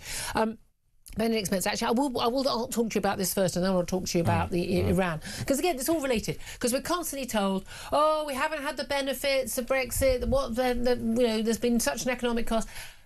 Brexit happened in 2021 after all the fighting, and we had to wait. We could have had a great Brexit deal in 2017, 2018, but basically we went through all the trauma because Ramonas like Keir Starmer tried to stop it from happening. So we eventually get Brexit in the middle of a global pandemic, in the middle of lockdown, and what a surprise. We ain't seen any economic benefits. We just started coming out. We had the Ukraine war. Just started maybe thinking about getting better. And then we're going to have the Iran conflict. It's going to be a massive economic impact. But we're constantly told all of our woes are to do with the EU and a few companies having to fill out some extra sodding paperwork when they export. Yes, it's one of those things where it is very difficult actually to sort of extrapolate from all the data what has and hasn't happened. But everybody who's sort of vaguely reasonable or rational about this, every economist who doesn't sort of come into it with an ideological bent, agrees that Brexit has been a minor net negative. And when you step back and you say, so what has Brexit actually entailed? And you see, we haven't actually changed an awful lot about this country since then. We've just sort of sat on our own and gone, oh, how about that? We've put up a few trade barriers, we've made things a little bit more difficult for ourselves, and not actually done any of the other things that we said we would do. Which was the point. Then you're kind of like, well, yes, the sky hasn't fallen in, things haven't massively improved because we haven't really done anything, is the odd thing. We've got the deal and then just assumed, oh, things would magically get better. And now, as you say, also, we've gone through a, I wouldn't say unprecedented period of upheaval, but a rather unusual, given the previous sort of 20, 30 years, moment in time where lots of things sort of coalesced at once. And that, of course, does skew the data. And it's very unfortunate, therefore, that lots of people who are, they are still absolutely driven insane by this topic, take things like these various wars or the pandemic, and they go, well, I can massively happily throw this in and say that this means that Brexit has failed. And it's very frustrating that we have not actually... What I would say is it says a lot about great swathes of our society that we have been unable to move on, or those people at least have been unable to move on from that side of the conversation. They say people like us are obsessed with it. I've been told you're obsessed. No, I thought we just got on, we just move on. They're the ones who were obsessed with it for the following 3 years after the referendum result, who fought it, who were still trying to take us back in by the back door. Now, yes. If they want another EU referendum, you want to waste our time with that, bring it on, we'll win. The EU will take the mix something wrong. They'll offer us terms where we're paying sort of twice as much in. We won't have the Thatcher rebate, which, by the way, we never used to get back years later. Paying an absolute fortune to basically ally. We have to get rid of our deals we've got with other countries around the world. We will basically have to, basically tie ourselves onto the sinking ship of the world economy. Yes. It's insane. The odd thing is, actually, People aren't going to vote for that. Brexit actually came at an oddly fortuitous moment, because it meant that we would have been, or should have been, able to respond to all of these various crises without being shackled to Europe. Yeah. The great tragedy is we just decided, for the most part, to go along with business as usual and not actually do anything different. We were given vaccines. If you want to say COVID vaccines. Oh, that's certainly true. That's one thing. But let's be clear: if God is an Englishman, I know a lot of my audience have differing views on these things. But if God is an Englishman, he's sat up there on a cloud, absolutely gnashing his teeth, going, "What's wrong with these people? They have the opportunity to disalign themselves from everything else that's going on, and they're choosing to make their lives more difficult." I think that is the great frustration about the UK in this current moment. The opportunity to not struggle is there. The country, those that run it, and many of its voters choose actively to embrace the suffering. If anything, they think we haven't quite had enough. Yeah, I know. This is the really painful thing, isn't it? But it's very interesting because our previous guest mentioned the Boris Wave, and right now at Reform UK are holding a press conference. Nigel Farage and his Home Affairs spokesman Zia Youssef, they're speaking about the true cost of the Boris Wave, and they are saying that the immigration Boris Wave, 1.6 million people who moved to the UK under Boris Johnson between 21 and 24. I mean, it was just off the scale, the number of people. It's going to cost every British household £20,000. Their report said the cost of NHS care, benefits, new infrastructure to cope with the increased population would mean that would basically cost us that liability for every single household. It's 3 times the annual budget of the NHS in total, £622 billion, 10 times the defence budget of £60 billion. And that's the thing, we were told this lie for years, that immigration was really good for the economy. Yeah, if you want to import some German bankers and some American sort of tech entrepreneurs, please come, spend your money, pay your taxes, thank you very much. But the idea that people with literally no skills, no qualifications whatsoever, who barely speak English, coming from the third world, are a benefit to us, doing jobs which, I'm sorry, I've got an aunt in a care home. The care workers there are amazing. They are wonderful. They are wonderful people. It's a job, me and Zach Lansky, we don't want to do that job, not very good at it. But it's not worthwhile work, but it's not well paid work, and it never is going to be well paid work. And I'm sorry, but the net cost of those people and their families, number of children, is on us. Interestingly, by Nigel Farage, he just has addressed this Brexit betrayal issue at this press conference as well. We are fully into local election mode now, campaigning. He spoke about Keir Starmer and his Brexit betrayal and said the PM effectively wants to take us back into the single market. And I'm sorry, but that is what I, as a Brexit voter, suspect. I know that's what Keir Starmer wants to do. Of course that's what he wants to do. That's the long-term plan. And the point is, once we're then fully in, great numbers of responsibilities that ostensibly would have been placed on MPs will no longer be their responsibilities. And this is why I say, and I do think it is as simple as this, lots of these people would quite like that life. That is what they want. They go to these top universities, and this is I'm afraid is the key tell. Lots of people who go to our top universities, and we have 4 of the top 10 universities in the world. You have none, by the way. 0, yeah, not even Heidelberg, doesn't even make the top 20. Yeah, this is the thing. The real brain boxes and the high achievers do not in fact go and work in politics or even in policy in this country. So there are smart people there, but the best ones don't. Yeah. A lot of these people are people who, frankly, had probably quite a good time at Oxford and Cambridge, and they quite enjoyed the social aspect to it, but they were part of a certain social set, and that was the political one. And they just want a continuation of this because they think they've got the cheat code, and that is that membership of this group, to which you can outsource all of these decisions, means that they can continue this indefinitely. I moved in that world, and I can absolutely say that is exactly how they think. There's no doubt at all about that. And again, this is why they're not very good at sort of real world politics. Like, dealing with, a rogue Islamic state getting a nuclear weapon, and what would one need to do about it? They want an easy life. These are the same people. We've seen this constantly with Keir Starmer in particular. I mean, Ed Davey's even worse on this, which is like, if you just talk to people, if you sit at the table with people, you can get them to come to a deal. Couldn't even sit at a table and come to a deal on dealing with Channel migrants, mate. That's how do you think you're going to deal when it comes to the Iran conflict? Well, we just found out that breaking news, very exciting, the UK and France are going to host a summit on dealing with the Strait of Hormuz. Oh, brilliant. Well, that's solved then, everybody. We were talking to Andrew Fox a little bit earlier. He's a regular on the show, and really good on Middle Eastern, stuff and what's going on with these Islamic regimes. But Donald Trump has been basically sort of playing chicken with the Iranians, and they're playing chicken back with him. They've still been using, although the Strait of Hormuz is closed to everybody else, they've still been able to get their oil out and the shipping, selling it at high price to China. They've been making the same money from their oil exports as they were making before the war, despite under sanctions. Same as Russia, despite under their sanctions. Funny, we're really rubbish at this stuff, aren't we? Americans have basically said, well, fine, we want to reopen the Strait of Hormuz, that's part of it. We are going to blockade your own ships until you reopen. Is that going to work on Iran? Because again, I'm sure a French-British summit ain't going to work. Is that going to work, or basically, are the Iranians willing to just sit tight and hold tight until the pressure economically and voter pressure in America is going to force Donald Trump to pretend he's got a victory and leave?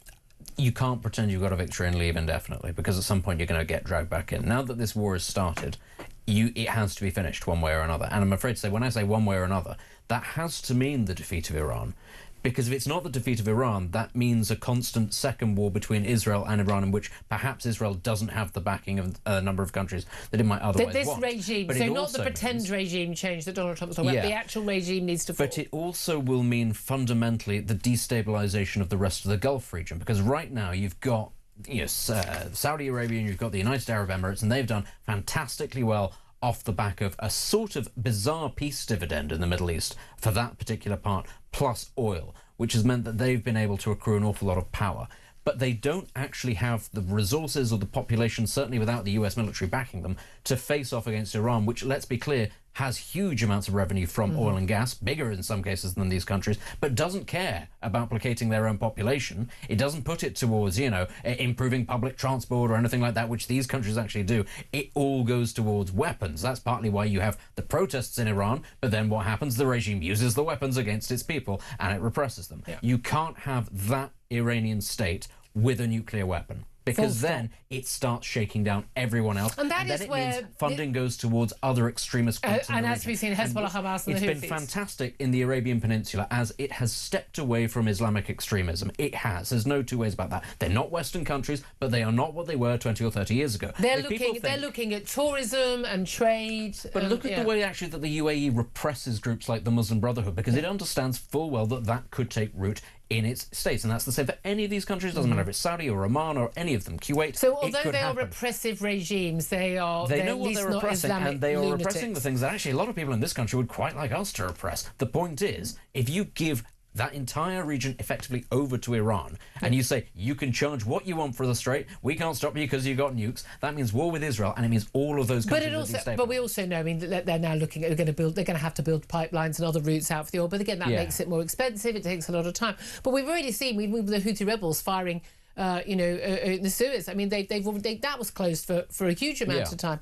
I don't know if it even still is. I mean, it's just we cannot have rogue countries or rogue terrorist groups controlling shipping lanes. Now, the whole point of us having a big navy over the centuries we were an empire was that we controlled the world's shipping and trade routes. That is how you have economic power, and that's also how you have military. The military power helps you have the economic power, and the economic power allows you to have the military power. It's a two-way street. Now, America does do that, and at the end of the day, if America can't keep the Strait of Hormuz open, that says, hey, you ain't in charge. You're going to have to do it. So actually, this is about basic prowess of the Americans as well. This is about them not looking embarrassed. But who's going to blink first? That's the trouble. It is. Donald Trump is perfectly capable of just walking away and saying, we won, we destroyed their navy, their aircraft, blah, blah, blah, blah, blah. But, as you say, they'll have to come back again at some point. But also, my understanding is that, the Middle Eastern countries, Saudis and others are saying, hey, don't leave. We've now allied with you and with Israel. We want rid of this regime. We're done. This is what I'm saying, is that actually if the United States pulls out and says, we're going to leave this as it is now, Iran effectively becomes the hegemon. And none of those countries can survive that. And that's why I said, and I did say this earlier on in the show, what you will then see is an arms race between a lot of these countries, because they will say, well, we can't let Iran be the hegemon, so we need our own insurance policy. That means those countries started to get nuclear weapons. A lot of them can afford that. Some of them can't, though. What will they then get? They won't spend billions developing nuclear weapons. They'll spend tens of millions on drones and nerve agents. And one of the things we have learned, particularly from the Ukraine war, is actually, you really, really don't need, and same with the Strait, they don't need to mine the whole Strait. They don't need to send massive ballistic missiles. They just need a little speedboat with some explosives on it or a drone. And it is incredibly easy to disrupt the entire world's economy. Look, let's move on, because we know there's like a massive impact of that. And we know there's going to be, the impact hasn't even started to be felt. Either in the third world countries going to be worried about getting the fertiliser at the time within planting season, but also, but that's the world's food. The reason why we're able to feed 9 million people on this planet, 8, 9, 8, I've lost track, billion, whatever, is because we've got fossil fuels creating artificial fertilisers, and that is why this is absolutely vital. But as our guests were saying a bit earlier, you've got, it's helium, it's so many other things that we absolutely rely on for our modern day life. And the impact of that hasn't, and the diesels, the aviation fuel, the impact of that has not been felt yet. For a start, and this is a separate conversation, but it really should ram home the absurdity of net zero and how far away we are, even on our current trajectory. There is no way we'll reach it. If we had more solar panels and wind turbines, I'm just channeling my inner Ed Miliband, we wouldn't have to rely on this, because apparently you can make fertiliser out of a wind turbine. Although Ed Miliband knows less about energy production and needs in this country than frankly this mug. I mean, there are a few countries that could really benefit and become energy independent through solar power. One of them's Iran. So what does that say about its civilian nuclear program? It doesn't need a civilian nuclear program. It doesn't even need the solar panels because it's got so many fossil fuels. But it's why you shouldn't take any of this nonsense at face value. And it's worth saying, actually, that's always the tell. When you have country, Egypt is another one. Egypt is currently building nuclear reactors. It doesn't need them. That's why it's doing it, though, because it's got one eye on saying, if we need to get ourselves into that position, how would we do it? Absolutely. We need power. Let's also talk about things further closer to home. Reform UK press conference, as I said, with Nigel Farage and the Home Affairs spokesman Zia Youssef. They've been talking about the true cost of the Boris Wave. Basically, Nigel Farage has been saying that there's no doubt at all in his mind that Keir Starmer's trying to take us back into the EU single market. They've also announced, as I mentioned a bit earlier, they're talking about just how expensive the Boris Wave has been cost, and how it's basically in total going to cost that extra 1.6 million people arriving largely from the Indian subcontinent, costing every family £20,000 in total because of the extra costs of healthcare benefits, new infrastructure to cope with all those extra people turning up. They've also announced, Zia Youssef has announced, that a reform would abolish the immigration status of indefinite leave to remain, something that's been in the news very much later. So it was the situation, remember, where we got, currently you wait 5 years, you come here for work, you're on your visa, and after 5 years, you can apply for indefinite leave to remain. Extraordinarily, it hasn't been a requirement that you speak English, that you're completely integrated, and that you're a net contributor. Most of the people applying are none of these things. We've got Shabana Mahmood, the Home Secretary. She's trying to make it a requirement that you have to be here 10 years beforehand. She's absolutely struggling with Labour backbenchers who basically, they're with Zach Polanski. Let's just have an open border policy. They shouldn't have to wait so long. They think this is a tough new reform. But I think most of us will think this is a bare minimum reform. Tories said they would toughen up. Reform said they would abolish it altogether. They want to replace it with a 5-year renewable work visa with a special visa available to spouses of UK citizens, much higher salary threshold. Basically, you have to be a net contributor to the economy. So you ain't having people coming here on these visas to work in care homes. That would not be happening. A higher standard of English would be required. There'd also be an acute special skills visa available to those working in critical sectors like care. But that's happened before. So again, they say, yes, special acute, special skills. And actually, it's a load of people who have quite literally no pieces of paper in terms of the skills. But they're also going to immediately end all welfare payments to all foreign nationals living in Britain. That's a £9 billion saving in universal credit payments alone. I think a lot of us would support that. That is a massive, big change. There is a lot of money to be saved. And there's people, the left will say, oh, all these people, they'll have no money. No, they'll go home. Yeah. That's what, if you ran out of money and you were living abroad, you'd go home. That's what you'd do. This is the thing, and it's so frustrating because hearing all of these things, especially from parties that were very recently in power, you think, OK, but why hasn't this happened already? Why was it ever allowed to be a situation where it was these incredibly lax rules? If you want your society to prosper, I'm sorry, sometimes that means saying no to people. Sometimes that means telling people this is not... Yeah, and we don't do it. We don't do it. And this is, I'm afraid, a failing of frankly, of democracy, is that in the mass rush to appeal to as many people as possible, people are promised things. And actually what is required is taking difficult decisions. Just saying yes to everybody because that's what polls well is not leadership. And we needed this years ago. And I have to say, actually, Nigel Farage is polling quite well now because it's only becoming clear decades later the cost of these things. But actually what was required was politicians earlier on saying this is just cooking the books, Boris frankly. Johnson's appalling betrayal. Yeah, absolutely. I'd love to hear your thoughts on that. A lot of you getting in touch, phone lines so full on the Brexit betrayal by Keir Starmer. What do you make of those announcements from Reform UK? And bearing in mind, compare and contrast the two parties leading in the polls, in most polls right now. Reform UK is certainly the top. Green Party under Zach Polanski's leadership getting a very soft ride. Zach Polanski, once again, come on my show. If you can, you want to stand up to some scrutiny, come on my show. I'll give you as long as you want, mate, any day of the week. But they basically would have an open border policy. And when I say open border, I do mean anyone can come in at all. You don't even need to claim asylum. There'll be no deportations. You come in and you'd be entitled to payments. Extraordinarily, you'd be entitled to a basic income, of about was it about 10 grand a year or something? It's just, we would literally have a population of about, an extra 10 million within about 3 months, because the third world would just get on planes and just arrive here. An open border. And on top of that, legalise drugs. I just want people to sort of think about the world. And no prisons. No, it's genuine. The fact of the matter is that they're polling at, what is it, about nearly a fifth of the population. Yeah. That is a problem. That's a real problem, that there are so many people in this country who will simply ignore reality because it sounds nice. And there are an awful lot of people who also feel that way, who just haven't gone to the Greens yet because they're too ideologically wedded to Labour. I don't think most people know most of their policies. Again, you've got the Gaza lot, and then you've got, but here's again, they'll put men in women's prisons in the same prison cells. I'm sorry. These people are just absolutely mad.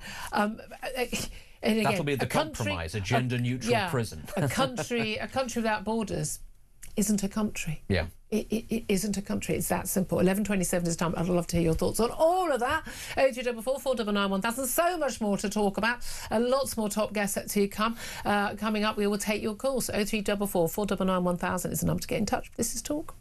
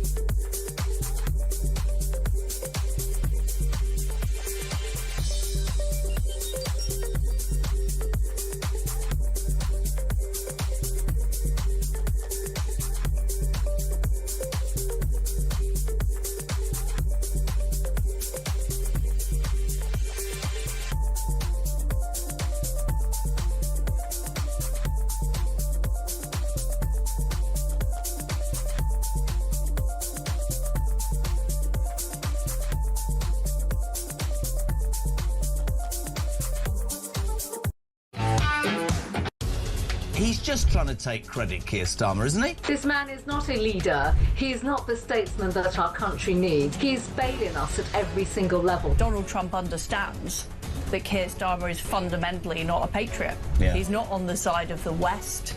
He's been appeasing the Iranians in order to shore up his vote in this country. In front of me is Waitrose, and I'm about to head in there. I literally openly put the stuff in my bag. I nervously walked to the front door, and away we go.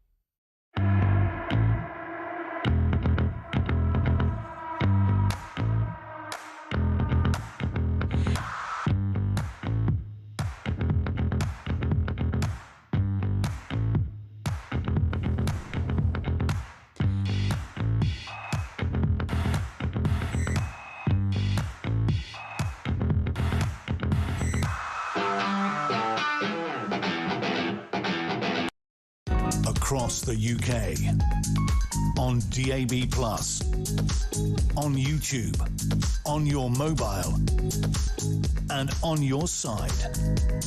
This is Talk. This is Talk, the Home of Common Sense. 11:30 is the time. Let's get straight to your calls. 0344 499 1000 is the number to get in touch. And Catherine has done just that from Dorset. Catherine, you want to talk about Brexit betrayal, don't you? Good morning. Good morning. I'm worried about this 18 to 33 movement, which doesn't seem to get much press, but it's a demand of the EU for any of our, deals. They claim that it's because they want youth experience. Well, they've already got 27 countries to choose from. They have, haven't they? Yeah, and that's the thing. I think it's 18 to 30, isn't it? But again, those are the people who move for work anyway. You know, you don't get most people in their 40s suddenly randomly moving across Europe for work. So that and there are more of them than there are of ours who are likely to want to change country. There is, and so there's another reason behind this. So I'm not buying it at all. They say they want to come here to work. Well, we've got massive youth unemployment, so that means even more competition for kids, or loads of them over here without any work. Yep. Going to live, our youth mostly still live at home. So even if some of ours go over there, they're not freeing up accommodation over here for them. Yeah, absolutely. I mean, it's almost like they're just completely lying about everything. Do you actually think this is like what Keir Starmer is looking at doing with this statutory instrument, these King Henry VIII powers? That it is actually a betrayal? Absolutely. I worry what it's going to, mean in the long term. Are they going to be able to, if they haven't got any jobs and they've got nowhere to live, is he also agreeing for them to be able to claim any benefits? Yeah. I mean, I think they can already get. I'm pretty sure they can. I mean, again, it's just painful that they're just totally ignoring what we voted for. They really are. But they know better than us, Catherine. Remember that. I wonder whether it's because in the EU there are so many people who've migrated there and they don't actually want them. They've been given leave to stay, maybe. Yeah. If they come over here and lose their documents, will they then claim asylum? Oh, and by the way, Spain basically giving Spanish nationality and therefore EU nationality, citizenship to basically anyone who's come in from abroad, a completely loony left government. Those people will also be eligible. So that's great, isn't it? Catherine, thank you for that. Pat is on the line in London. Hello, Pat. Oh, good morning. Yeah, I mean, my take on it is that I think one of the reasons why he's done or doing this is that any potential reform government or reform conservative government incoming, like potentially, would be totally scuppered. Yeah.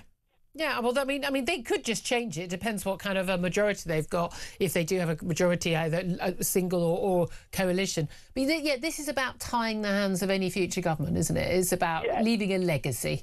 This is putting it like them in up to their waist in quicksand, because what would happen is that they'd have to spend most of the parliament that they inhabit getting us free of it. Exactly. And again, they don't then achieve anything else. I mean, I'm very, very worried about, if we did get either Reform or Tory or a coalition government, in how long it would take for them to do a lot of the things they say they would like to do, and especially with, once again, the civil service blob and most of the media trying to stop them from doing it as well. Pat, thank you for that call. Very interesting. 11:34 is the time.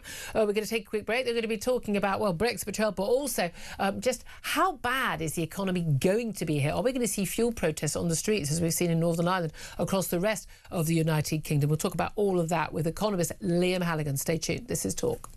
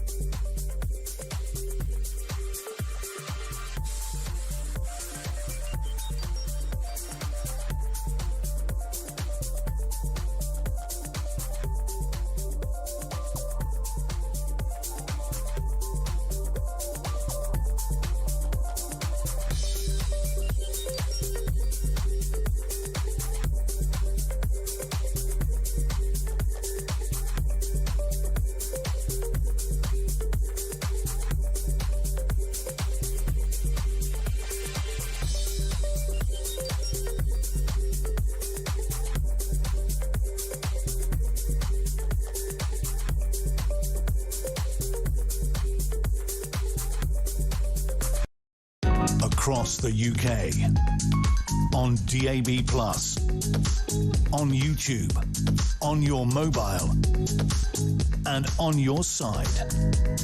This is Talk. This is Talk. Welcome back to the show. 11:35 is the time. Delighted to welcome my next guest to the show, Liam Halligan. He's an economist and author of the Substack When the Facts Change, and he joins us to talk all things economics. Good morning to you, Liam. Good to be with you, Julia. Thank you so much for joining us. There's so much to talk about. Can we just start first? I think we're going to need to get a coffee, aren't we? I mean, I don't know. We've got till 1, but I've got some other guests. So I want to get through, first of all, just your reaction, because I know you're a big Brexiteer like myself, and most of our audience, I would guess, in terms of this sort of betrayal of Brexit by the back door, by Keir Starmer, in terms of aligning us with future rules using this Henry VIII statutory instrument. Without going into the details of that, we've talked about that already. You know, do you think this is Brexit by the back door, and do you think he'll succeed? I think he may well succeed, because he's going to ram it through Parliament to the extent he's even going to consult Parliament with his big majority. And this is just desperate political positioning and posturing by a Labour Party that's seeing its natural coalition, the coalition between British proud working class people who've supported Labour for many generations and sort of progressive middle class people. That was the new Labour coalition. That's what delivered 3 successive Labour governments. But of course, the working classes have abandoned Labour because the Islington tendency has totally trumped any connection they have with working people. A lot of people at the top of the Labour Party, it strikes me, disdain working people, ramming idiotic net zero policies down their throat, destroying heavy industry, endlessly pandering about identity politics and gender wars. This kind of stuff really winds up working class people, of course. Sensible people. As you and I know, talk radio listeners, and the modern Labour Party, people like Keir Starmer, frankly, North London lawyers, which is what he is, they don't understand that. They can't begin to bring themselves to do things that proud working class people in the UK want them to do. And so what they're doing is they're doubling down on the university towns and the sort of people who shop at Waitrose. Nothing wrong with that. I quite like a bit of Waitrose myself. My local store. by saying we're going to reverse Brexit because at Brexit referendum, you posh people who always get your own way didn't get your own way, and we're going to reverse that. It's also in policy terms. I know you don't want to get into the policy, and I understand that, but it is utter lunacy, and Brussels is laughing at us. Oh, don't. I mean, that's the worst thing. I mean, the punishment beating they've tried to deliver to us over in Northern Ireland, and they're still trying to. Again, and anyone who's travelled over Easter to an EU country and had to face those long passport delays, the biometrics, it's all done deliberately. That's pure spite. It's just spite. Even Michael O'Leary, right? One of the most, one of the most plain-spoken Irishmen in the history of the world. And there's lots of plain-spoken Irishmen. I'm allowed to say that, obviously. Even he says, in a country I know well that is massively pro the EU, the Irish Republic, even he says that all this fingerprint madness is just Brussels bullying Britain for having left I mean, Brexit. exactly.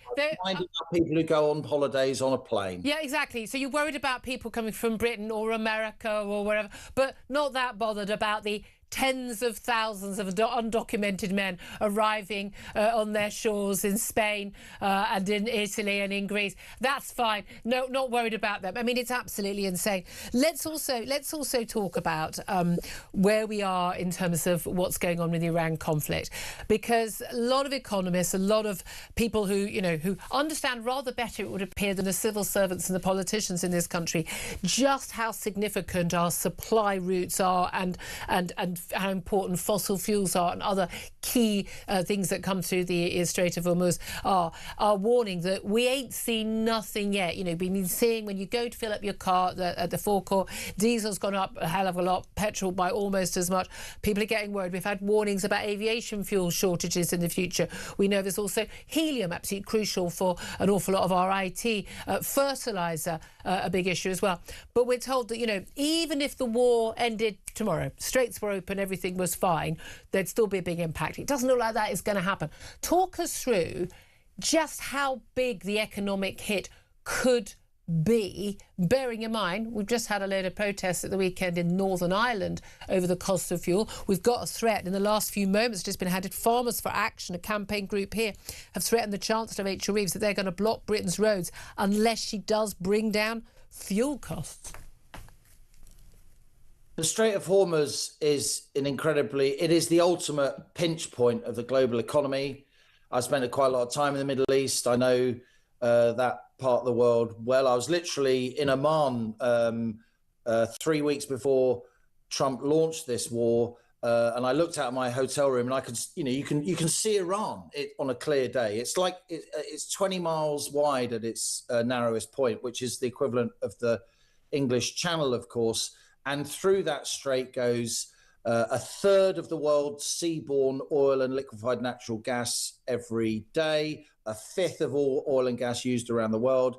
As you say, about a third of the world's helium, which is used to make semiconductors. If you can't make semiconductors, you can't, all manufacturing now, it lives or dies on whether or not you got semiconductors, certainly a lot of it. And then, of course, you've got phosphate, and you've got natural gas, which is a feedstock for fertilizer, something called urea. Yeah, it's really called that. Another feedstock for fertilizer. And the main thing for viewers and listeners to consider, Julia, is that a lot of these ships that pass through Hormuz, they generally take between 4 to 6 weeks to get where they're going, right? So for the first 4 to 6 weeks after the Iranians blocked Hormuz, all the ships that were going to go somewhere were already beyond Hormuz, and they've been arriving, okay? So a lot of the increase in prices we've seen on global markets, for all the things we've just mentioned, phosphate, fertilizer prices are up 40% around the world now. Those ships have been arriving because those ships had already cleared Hormuz when this war began. We're now at the point where physical ships aren't going to arrive where they're meant to be. And there's one thing about speculation pushing prices up, but there's no policy in the world, no summit in the world that can replace physical shortage of absolute... It simply isn't leaving the Middle East, full stop. No, because those ships take 4 to 6 weeks to get there. They've been getting there because they already left 4 to 6 weeks ago. We're now, 4 to 6 weeks since the strait was blocked, good and proper. So now the ships aren't arriving. And this is when panic will overtake markets. And it's not just fuel. And you've talked rightly about the fuel protests. In Ireland, the Republic, where I have lots of family, as you know, the scenes are absolutely incredible. I mean, it's French style, in small towns in the west of Ireland, where my family's from, proper protests going on, blockades going on. And it's not just fuel. It's also the fertilizer. If fertilizer doesn't get to Asia, if those crops aren't sown sharpish, then on top of a fuel price spike, we're going to have a food price spike. With the fuel price adding to the food price spike because all food needs to be transported, packaged, used in plastic. All of that needs oil and gas. So we've got to be careful. I don't want to be alarmist about this, but we're really looking at a kind of perfect storm in terms of the cost of living. And I don't detect much sense at the top of government that they actually understand this. I don't think they understand the supply chains. And again, in developing countries, and a lot of them near the Middle East, who rely particularly on things like fertilizer, we are talking about, starvation. We're not talking about prices go up. People don't have the money to pay for the increased food goods. And we've seen, what happened in Sri Lanka when they didn't use fertilizer. And they had massive food shortages, and the country had no money to import. And massive political turmoil. Governments falling. And that's the thing. And we know in general elections and presidential elections in America, famously, it's the economy stupid. How big an impact do you think that could have, not just, around the world, but here in the UK? Bearing in mind that what did Keir Starmer and Rachel Reeves said they were going to have a steely focus on the cost of living and on growth. That ain't going to happen anytime soon, is it? Well, an economy can't grow when you're taxing the life out of it, which is what is happening. Labour's answer to everything is more government spending, which means more borrowing and more taxation. We're already at a 70-year high. They don't understand that sometimes when you bring tax rates down, you actually get more revenue because you get more growth. We've just had a raft of measures coming in April, which are completely mullering. Sorry to use a kind of playground verb, but it's such a good one. Small businesses, you're seeing hiring dropping off a cliff with repeated, completely unrealistic increases in the minimum wage, which of course business pays for. Quickly on America, then back to the UK. On America, yes, America is now a major energy exporter. It's the biggest exporter of LNG, liquefied natural gas, in the world because of their shale revolution since the early 2000s. We should have done that. It's also a major exporter of oil. So a lot of American companies, lots of them have lots of connections to MAGA and the White House and Trump. They're making out like bandits during this. But, middle America, mom and pop America, they hate inflation, and petrol, what they call gas, they put in their cars, is now $4 a barrel, and that is a red line in American politics. So this is $4 a gallon, I think. A gallon. Sorry, that will upset seriously the Trump base. So Trump definitely wants this solved, even though the oil and gas lobby in America really is making out in this war. Back to the UK, Julia. You and I have discussed it in the past a lot, that Britain is uniquely vulnerable at the moment. And it's uniquely vulnerable because not only do we have an inflation problem, that's why our borrowing costs have been so much higher than any G7 country now for well over a year. They're higher than Greece's borrowing, for goodness sake. Higher than Greece, higher than Morocco, with apologies to our dear Moroccan friends. But we not only have an inflation problem, we not only have very high government borrowing costs going into this crisis, we are a net energy importer, right? And we are also a net food importer, which on a very fertile island with lots of oil and gas is insane. Yep. And because we are a net energy importer and a net food importer, that combination, our already bad reputation when it comes to containing inflation is getting worse and worse and worse. And that is going to push up borrowing costs even more, which is going to escalate the government's debt interest bill. It's going to escalate flexible mortgage rates. It's going to escalate the cost of getting finance for firms to grow and invest and build factories and employ people. And if anything good can come out of this ghastly situation in the Middle East, let it be that those of us who have been pointing out these issues for years and years and years, out our massive, stupid double dependency on imports, are finally listened to. Oh, please, yes. I'd like to say that Liam Halligan is available for children's parties and weddings as well. On that happy note, I mean, we've covered a lot of ground there. There's still loads more I want to talk to you about, but time's against us. But yeah, I mean, I was reading your Sunday Telegraph piece this week, and again about, you know, we're still doubling down on the most insane things, but apparently the whole issue is that if only we could just have closer ties with the EU, everything would be fine. I'm really not sure about that. Liam Hannigan, economist, author of the Substack When the Facts Change. Thank you very much indeed for joining us. Quick word from Benedict Spence. Well, you said at the top of the show that you tend to be an optimist because you think that British people are sensible and that this will all sort itself out. This is why I'm not an optimist. This is why I'm a pessimist, because all of these things have been true for a very long time, and yet still there just doesn't seem to be any impetus towards changing it. No, well, you know, at least most of the media are now getting with the programme. And again, they're all following behind us because all the stuff we've been saying for a very, very long time. And by the way, the Ursula von der Leyen, Brussels has been making a speech talking about how member states of the EU must coordinate on energy costs. Yeah, that ain't going to solve your problems, love. 11:49 is time. Up next, going to talk about the NHS and why it's in the state it's in, or why the BMA won't talk to the government. We're going to be talking to Popular Conservatism's Mark Littlewood. This is Talk.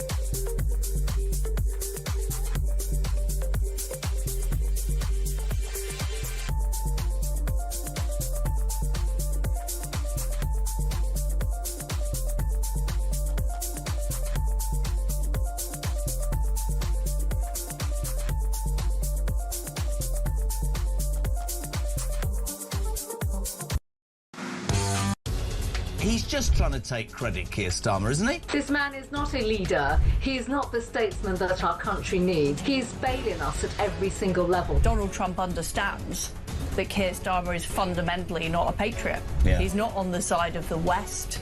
He's been appeasing the Iranians in order to shore up his vote in this country. In front of me is Waitrose, and I'm about to head in there. I literally openly put the stuff in my bag. I nervously walked to the front door, and away we go.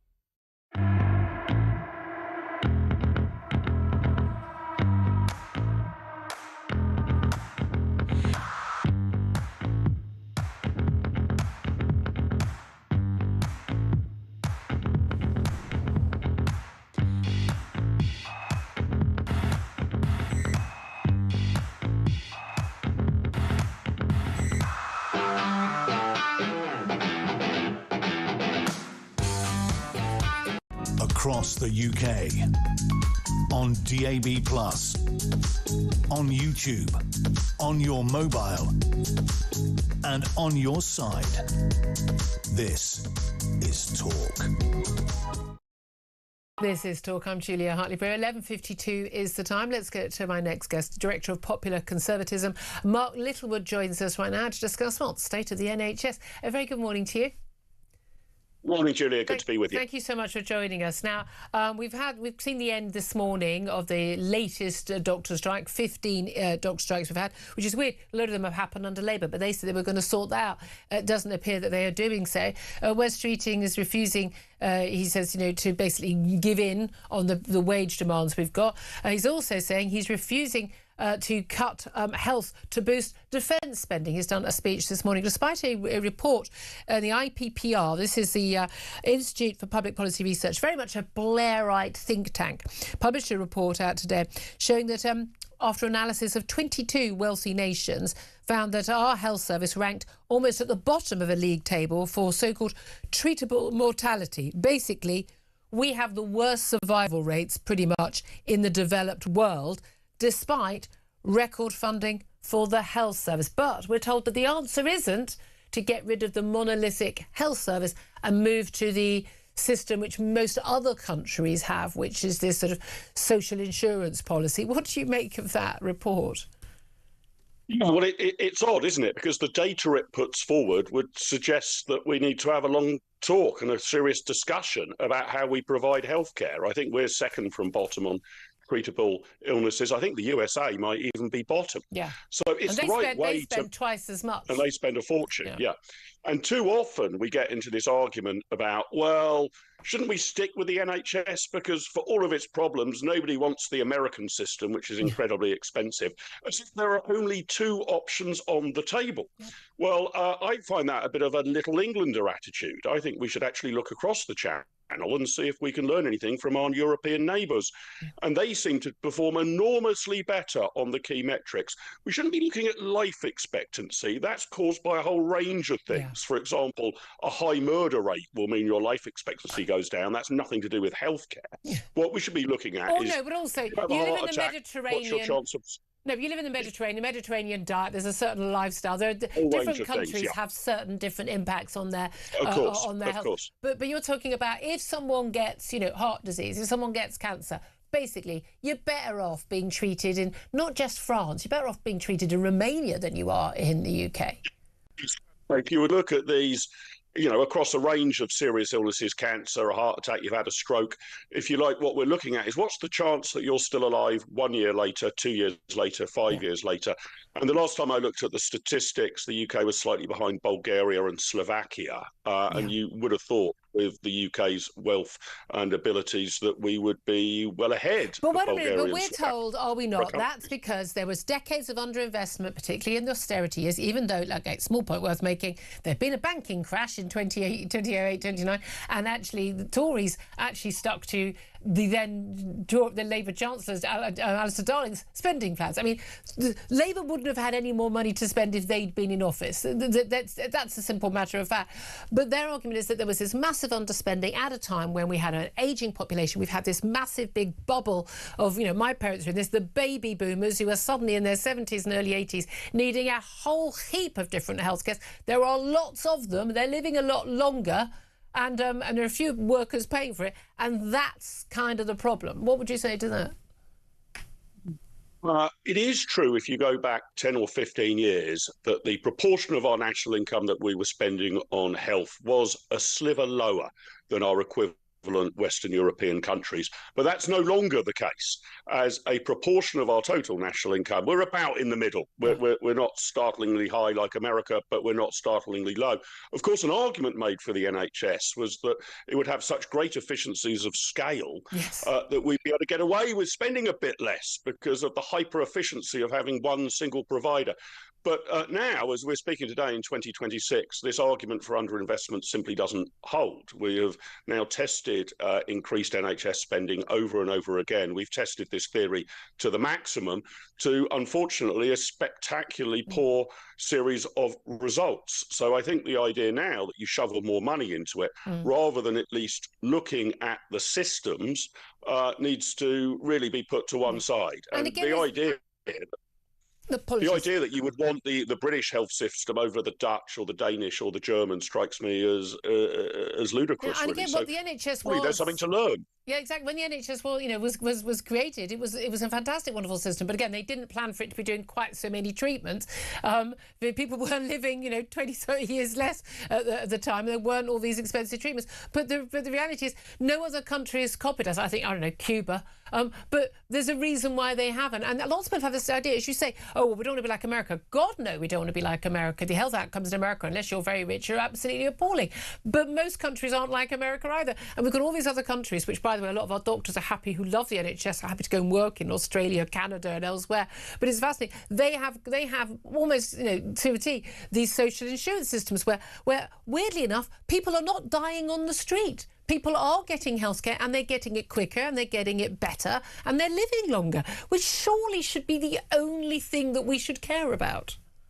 Yes, exactly that. Look, I think what people worry about in the debate over health, especially why the American example is adduced so often as oh my God, we don't want to go there, is that people quite rightly want to ensure that health coverage is universal. Yep. Absolutely, everybody has it. And also, by and large, free at the point of use. OK, we do charge for prescriptions, but they're a modest fee.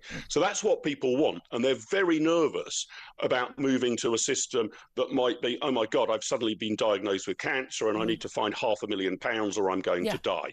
But where we can put their hearts and minds to rest, where we can assuage those fears, is right across Europe, there is universal coverage. Yep. It is not a case that the bottom 10, 15, 20% are just sort of left behind to die. If you can't afford your insurance premium, the government tops it up for you. But what they do have is a much more dynamic process. It has competition in it, so patients can start to choose much more readily where they want to go to, and they want to. They get an appointment virtually on the day. Small point worth making. As you can hear, the music tells us time is against us. Mark Littlewood, Director at Popular Conservatism, thank you very much indeed for joining us. I'll get Benedict Spence's thought on that coming up. 11:59 is the time. We're going to be talking with Rear Admiral Chris Parry, former NATO commander and former Royal Navy commander, about what's going on in the Strait of Hormuz. We're also going to be talking about the Phase 1 Southport inquiry report, which is out in the next minute or so, into Axel Rudgabana, what could have been done to stop him. This is Talk.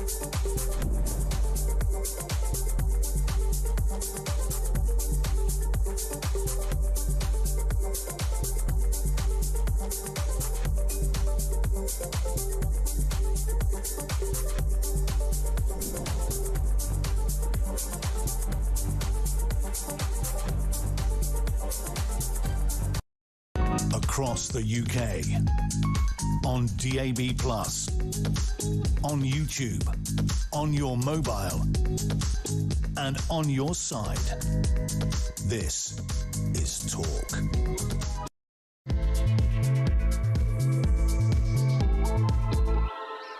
A very, very good afternoon to you. Welcome back to the show. This is Talk, the Home of Common Sense, with me, Julia Hartley-Brewer. Approaching 3 minutes past 12 o'clock. And whether you're listening on DAB Plus Radio or on your smart speaker, watching on YouTube or your connected device, really appreciate you joining me. Lots to talk about on the show.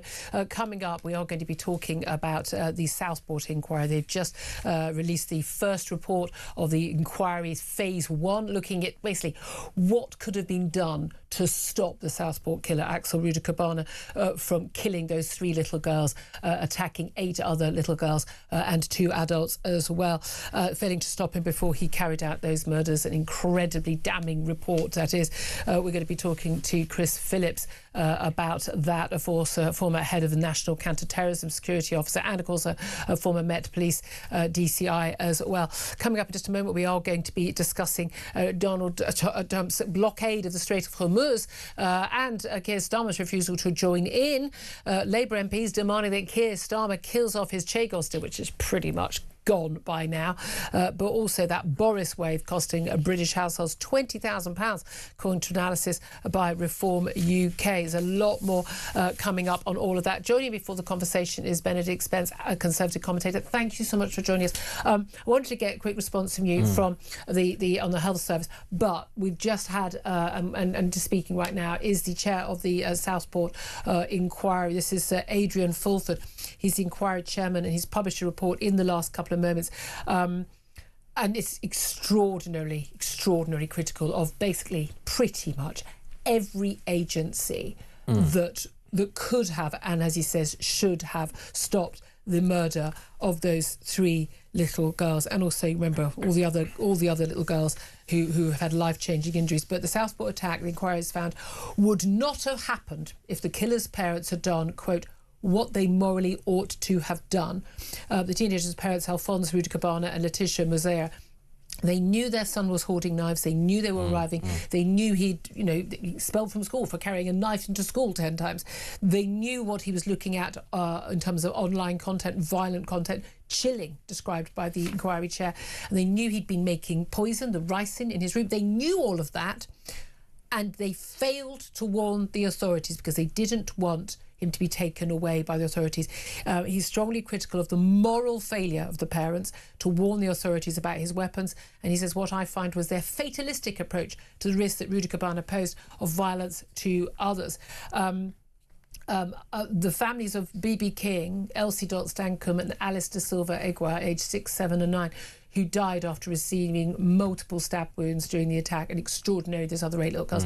How they survived is beyond me, but thank God they did. But life-changing injuries.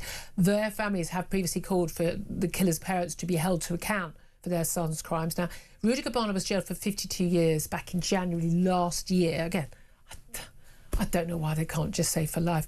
He only avoided that because he was 9 days below his 18th birthday when he carried out the attack. But there's an awful lot of criticism also in this report about all of the different organisations whose job it was to actually stop this attack. At least 6 public bodies being criticised, 2 police forces, 2 NHS mental health services, the local council's family and social services accounts.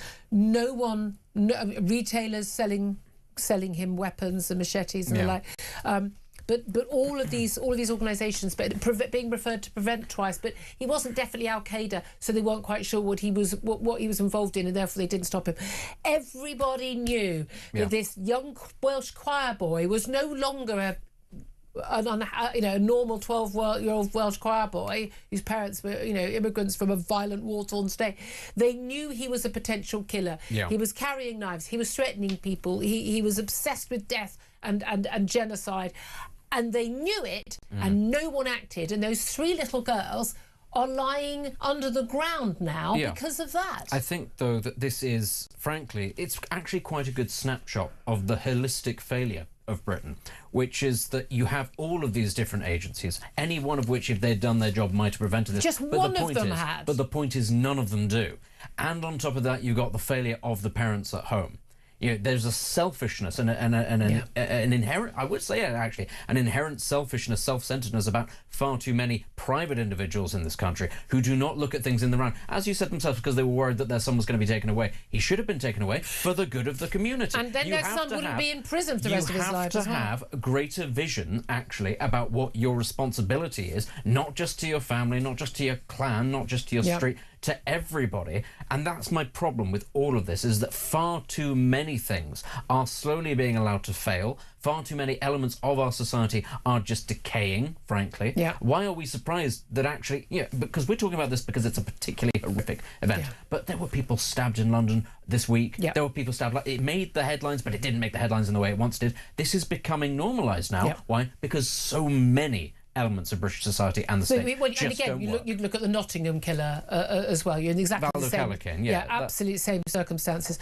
I mean, it's just true. We are going to, as I say, we're going to be talking to Chris Phillips in a few moments, and I'll get your thoughts on this as well. Get in touch. 0344 499 1000 is the number to call. We'll take your calls a little bit later in the hour, so we can have that conversation. Also, your calls about Brexit betrayal as well. Let's go to my next guest now, and I'm sure actually he would like to comment on the Southport inquiry, what we've seen. Rear Admiral Chris Parry, retired. He's a former NATO commander and a former Royal Navy commander as well, and joins us to talk about what's going on in the Strait of Hormuz. But Chris Parry, I'm sure you would like to give your thoughts on just the initial findings. This is just from phase one, about basically of this Southport inquiry. What could have and what should have been done by pretty much everyone who met this killer to stop him from basically killing those children back in 2024?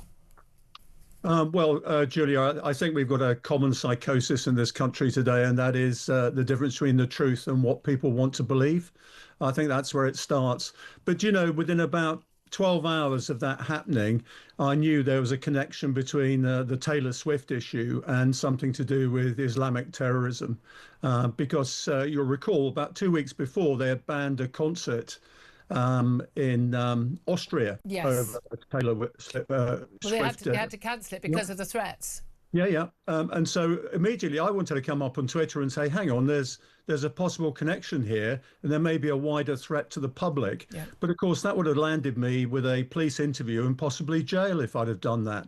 So this complete suppression of free speech contributed, I think, to a deteriorating security situation, and of course the paranoia of the government that then led to people not being able to say, look, there might be a wider threat, please protect yourself. But again, even when a threat is clearly identified, and I would think a kid turning up at school on 10 different occasions with a knife, caught with a knife on the bus repeatedly, attacking kids with a hockey stick in his school. He was banned from school, banned from the social services, and the people who were supposed to be dealing with him were too frightened to enter the home because he was so violent. Oh, but let's just leave him free to do whatever he wants and to order knives on the internet. This is extreme. When we see the most extraordinary amount of interference in ordinary law-abiding, safe citizens' daily lives, in terms of every little thing about, we're not allowed to see chocolate at the end of a supermarket aisle because we'll all get fat, what kids can eat in their school dinners, driving at 20 miles per hour on a massive big wide road in broad daylight or in the middle, all these tiny little things that are constantly controlling what we do. But you're not going to stop a kid who is obsessed with genocide, carries knives, and you're not going to stop him. This is where people are just tearing their hair out, that the authorities that are there to protect us don't protect us anymore. Well, I think the other thing, Julia, is nobody's ever responsible. It's everybody's responsible. Nobody's responsible. If I hear again lessons have been learned when they should have been learned beforehand, I'll be tearing my hair out. We've just got to get back to personal accountability. And frankly, we need to name and shame the people who were involved in this and failed to step forward. John Stuart Mill, you'll recall, said, for evil to happen, all it takes is for good people to do nothing. Well, I'm afraid there's some not very good people doing nothing here. And we need to name, shame, and we need to deal with them. And again, it's the same as Nottingham killer. It's also the same as the grooming gangs. Just like, don't do anything, don't say anything. We're in the same territory. We've got an abjectly failing state. We really do. We're definitely failing when it comes to defence as well. Let's talk about what I invited you on to do. About Keir Starmer has said doesn't want to get involved in trying to end this blockade of the Strait of Hormuz. I'm not entirely sure we could get involved. He's promised some minesweepers. We had a minesweeper in Bahrain nearby. We moved that before this war even started, even though, of course, you wouldn't have guessed that there was a war happening. Oh, in fact, Keir Starmer was told there'd be a war, but still moved the minesweeper. Donald Trump says, basically, as of 3 o'clock UK time today, so in less than 3 hours, Strait of Hormuz is going to be fully blockaded. So while Iran is stopping other ships going in and out, America is going to stop any of Iran's authorised tankers from going out, selling their oil, making money from China and India and the like. Can he actually do that, and will that succeed? Oh, yes, of course he can, Julia. They've got the military power to do that.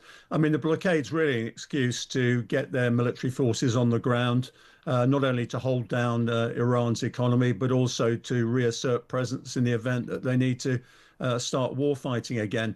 What stopped them doing it up until now, of course, is they had one of their carriers off station. The USS Ford had to go and get repaired after a fire, if you remember. And I think had the second carrier been available in the Eastern Mediterranean, then the Abraham Lincoln wouldn't have had to take on all the roles. As soon as that one is either replaced or returns to the fray, I think you'll see a step up of this. 2 US destroyers transited the Straits of Hormuz, as you know, within the last 36 hours, perfectly safely. And I think what is going to happen is, as you said, he's going to strangle the Iranian economy, put pressure on it, and therefore say, look, there's lots of things we can do here. It's not just a question of attacking you. But here's the thing, though. The Iranian mullahs don't care about the Iranian economy. They don't care about the Iranian people, though we did think, I mean, it wasn't just about people wanting free of the Ayatollah when those protests started in January. A lot of that was about the economic nightmare that people were living in terms of the sky-high rate of inflation. I mean, we think we've got a problem. I mean, add 1,000 plus on top of that. But they don't care, whereas Donald Trump and other Democratic leaders do have to care. He's got the midterm elections in November. He said he was elected saying he was going to be a president who would end wars, not start wars. It's a very unpopular war in America, very unpopular war around the world. Now, I'm of the view that this is a defensive war, not an offensive one, and need to take place. Whether it was properly planned for, strategically thought through, that's another matter entirely. But can he just walk away, or is he going to actually have to stay? And who's going to blink first? Because he's got more pressure on him from his public in terms of the cost of living than the Iranian government is going to have from the Iranian people. Julia, I think Iran's more fragile than people believe. I've been looking at it, and there's about 8 factions fighting amongst each other in Iran right now. Quite a lot of their services, utilities, infrastructure have been taken apart. And I think when you say who's going to blink first, I think the Iranians might well do so if they put the squeeze on their exports, particularly if they start controlling what's coming in and out of the Gulf. You remove the leverage that the Iranians have got. I think you'll find that the United States will be able to deal with quite a lot of the threats that are imposed there. What I think Iran will probably do is lash out again at Israel and some of the other Gulf states, because they can't take on the US directly. But it depends where they lash out, because attacking is one thing to sort of stop oil tankers coming out of the Strait of Hormuz. It's another thing if you're actually attacking those energy facilities, or worse, the desalination plants on which most of the population of the Middle East rely for their clean drinking water. Yeah, but I think they're going to need to keep the Saudis and these other countries out of the fight. The UAE's been quite belligerent about the islands that it has claims to and things like that. They've got to be very careful about bringing those on the side of the Americans. And I think if they were to do that, the international coalition would increase in relation to Iran's aggression. I think that option is probably closing down for them now. Most of their propaganda right now seems to be based on being a victim all of a sudden. Yes. We mustn't let them get away with that. No, what they're doing, well, the media is absolutely letting them get away with that, because extraordinary, I mean, and again, the EU, Ursula von der Leyen as well, playing along with this ridiculous narrative of like, oh, isn't it terrible? And the BBC and Sky News and everyone, isn't it terrible that Israel is attacking Lebanon? Why would they do that out of the blue? No, they are defending themselves against the Hezbollah terrorists, who is a heavily armed militia armed by Iran, who've been attacking Israel for decades, and in particular since October the 8th, 2023. Not that that's the narrative you hear in the media. Yeah, I mean, I think also, I think there's another shock in the pipeline. I think that Israel's probably going to occupy southern Lebanon up to the River Litani, which, of course, was the boundary between where Hezbollah were supposed to retreat to in 2007. And didn't. And the UN was supposed to oversee that and didn't. I mean, that's the thing. UN keeps failing. At the end of the day, we wouldn't put up with weapons, with missile attacks on people in part of our country, then having to leave that part of the country. No other country would be expected to put up with it. Let's talk about one other thing. Well, we wouldn't. I was going to say two, really, just very briefly. The French, apparently, the French Navy having to help patrol the Channel because we haven't got enough ships. I mean, that's just a national humiliation, as would have been giving away the Chagos Islands, including the Diego Garcia base, to military base to Mauritius, big ally, basically beholden to China, and then renting back our Diego Garcia air base back. Now, absurd situation. Donald Trump was for it, against it, and basically we think Nigel Farage did a bit of Trump whispering, very much now opposed to it. Relations between Starmer and Donald Trump pretty bad. The Chagos deal, the bill that's going through the House of Lords, basically is run out of time. Labour backbenchers saying, for the love of God, drop this bill. Do you think that the outrageous giving away of the Chagos Islands and then paying for the privilege of doing so, do you think that is now not going to happen? Well, Julia, you know, you and I have been fighting this for nearly 2 years, and loads of other people have jumped on the bandwagon, and suddenly the Conservatives have said they were in the lead. Quite extraordinary. Yeah, they've been claiming credit for this, haven't they? Not entirely sure. Quite extraordinary. But, you know, it's a triumph of the national will to say, look, we're not going to give away sovereign territory and then pay for the privilege. Strategically, it was always incredibly ridiculous. And I'm really glad that I hope it's been retracted. The trouble is, if we know this government, they're going to do it by stealth. You'll find that civil servants will be negotiating behind our backs. You'll find lawyers selling us down the river. And all of a sudden, we'll find that we're presented with a fait accompli. You just can't trust them, I'm afraid. So we need to keep on their tail. Absolutely. It's interesting. There might be another international court ruling on behalf of the Chagosians who wish to go back to their homeland. I mean, you couldn't make it up, could you? Really good to talk to you. Covered a lot of ground there. Rear Admiral Chris Parry, a former NATO commander and former Royal Navy commander as well. Benedict Spence, just want to come back in on any of that, and then I'd like to get back to Southport. Well, there's one thing that you said, which was that we wouldn't stand for it if anybody was firing missiles at our country. But, you know, I do wonder sometimes, given how placid we are about almost everything else, would we not just sit there and go, well, you know, whoever it is, maybe they have an argument, maybe it's something to do with decolonisation, and, you know, we do all just want to get along, so maybe it would be against international law to fire back at whoever these people are. They genuinely whenever we have these conversations, I do think, do you know what? That's the Britain of once upon a time. I'm not so sure these days, I've got to be honest. God, you're depressing me today. You and Liam Halligan, good Lord. 12:19, just going to go back to just some of the things that has been said in this Southport inquiry report. This is phase one. This is about basically what could have been done, and it's a run-up to the attack on that Taylor Swift themed dance event in the summer of 2024. I've got such vivid memories of being on air when the case when he was being sentenced, Asghar Udabana, known only as AR throughout these hearings. And we were hearing the details of what had happened to those little girls. And I say I'm a hard-bitten old hack, and Philip Ingram was with us, and we were both struggling, fighting back tears because the details were so horrific. The chair of the inquiry has described this as an act of unparalleled cruelty. This is Adrian Fulford, the inquiry chair. It's a very hard-hitting report. He's blamed the parents of the killer. They say they could have and should have prevented the attack. Been highly critical of bungling, public bodies, whether it's mental health or whether it is prevent strategy, whether it is police forces, abject failures. He's making 67 recommendations in his report, establishing a single dedicated agency or structure with responsibility for monitoring and coordinating interventions for children and young people who present a high risk of serious harm. Everyone thought he was a high risk, but he just kind of fell between each different agency. He says the second phase of the inquiry should consider development of a multi-agency tool to assess risks that can be used across public sector services. He's selected the whole report to look at 6 different public bodies to be criticised. But I say his first words were the most damning about the abject failures of the parents to act when they knew that their son was going to be a risk. And of course we saw the 8 little girls attacked and life-changing injuries, 2 adults as well, and also the 3 little girls, BB King, Elsie Stankham and Alicia De Silva Aguirre, who lost their lives and whose parents have said the parents need to be held to account. And they do. If you think your child is getting weapons and is obsessed with violence and could kill, and that one time we got a video, is that the father literally begging a taxi driver not to take his son because he feared he had a knife with him and he was going to go and attack his school. Sorry, you should be at the police station every day saying, you need to take my son into custody. Yeah, it's that fact that they knew that what was going on was clearly wrong. And how do they live with themselves?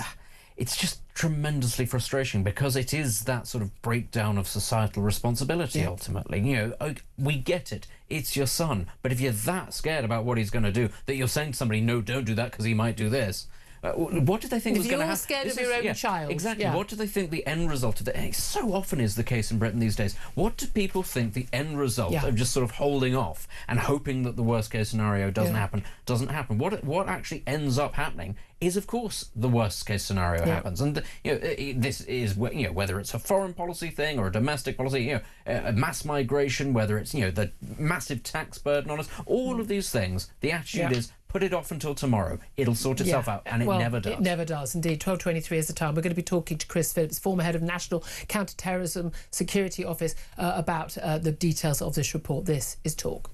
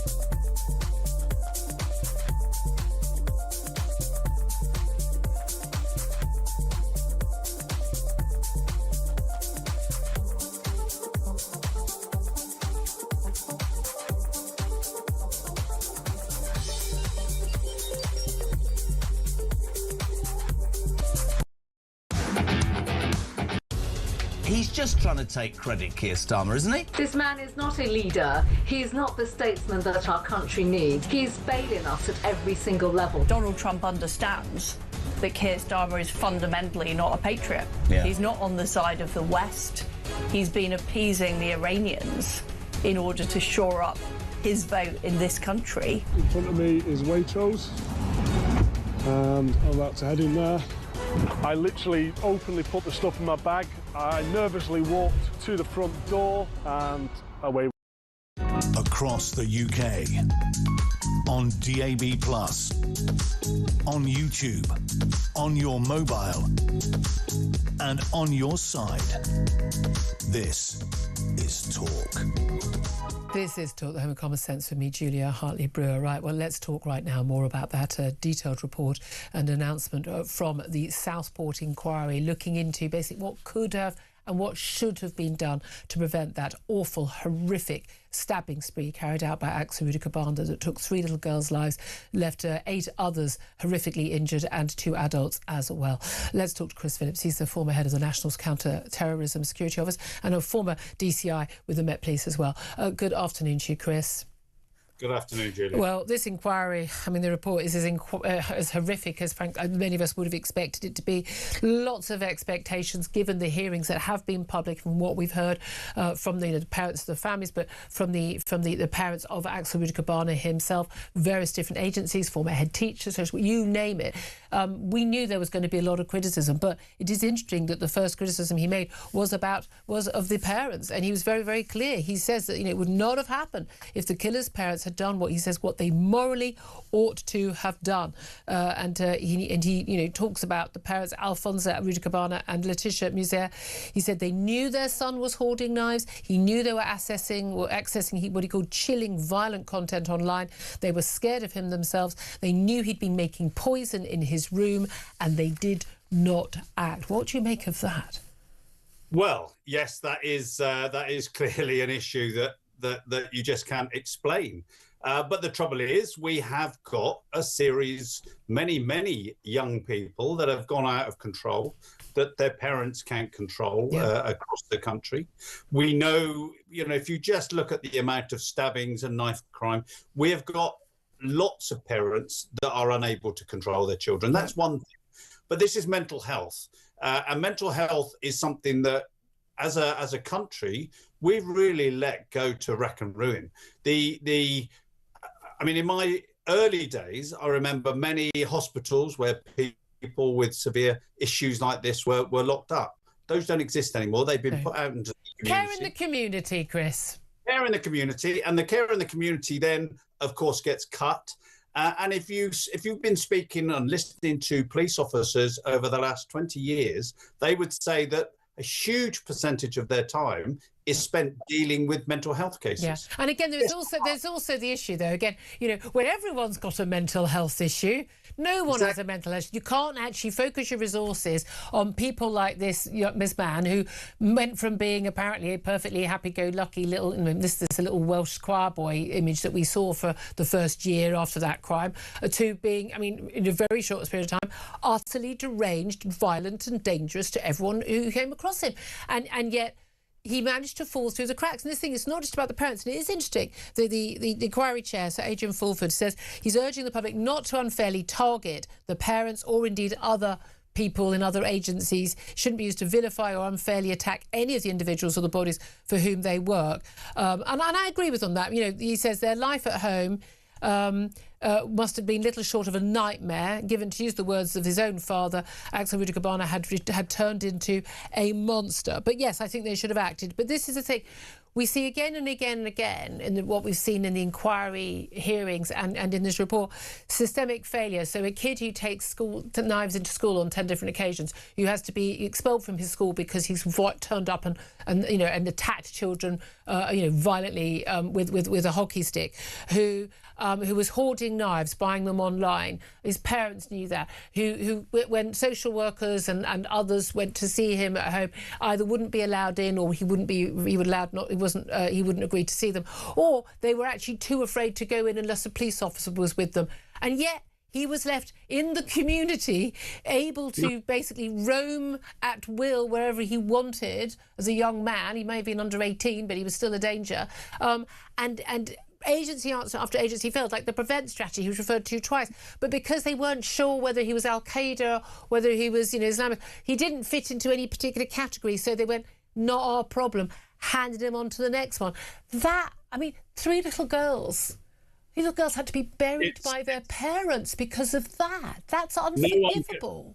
How do you ever explain this to any sane person, that this man was allowed to roam around the streets? But let me put it this way, Julia. If you go into any of our city centres now, you will see people lying on the pavement, sleeping rough. Yep. And the comment is, oh, yeah, they've got mental health issues. They won't. Well, what are we doing about this stuff? Yeah. Why are we allowing this man and the guy in Nottingham, who so viciously killed those two young Callacane, again, who could have and should have been stopped?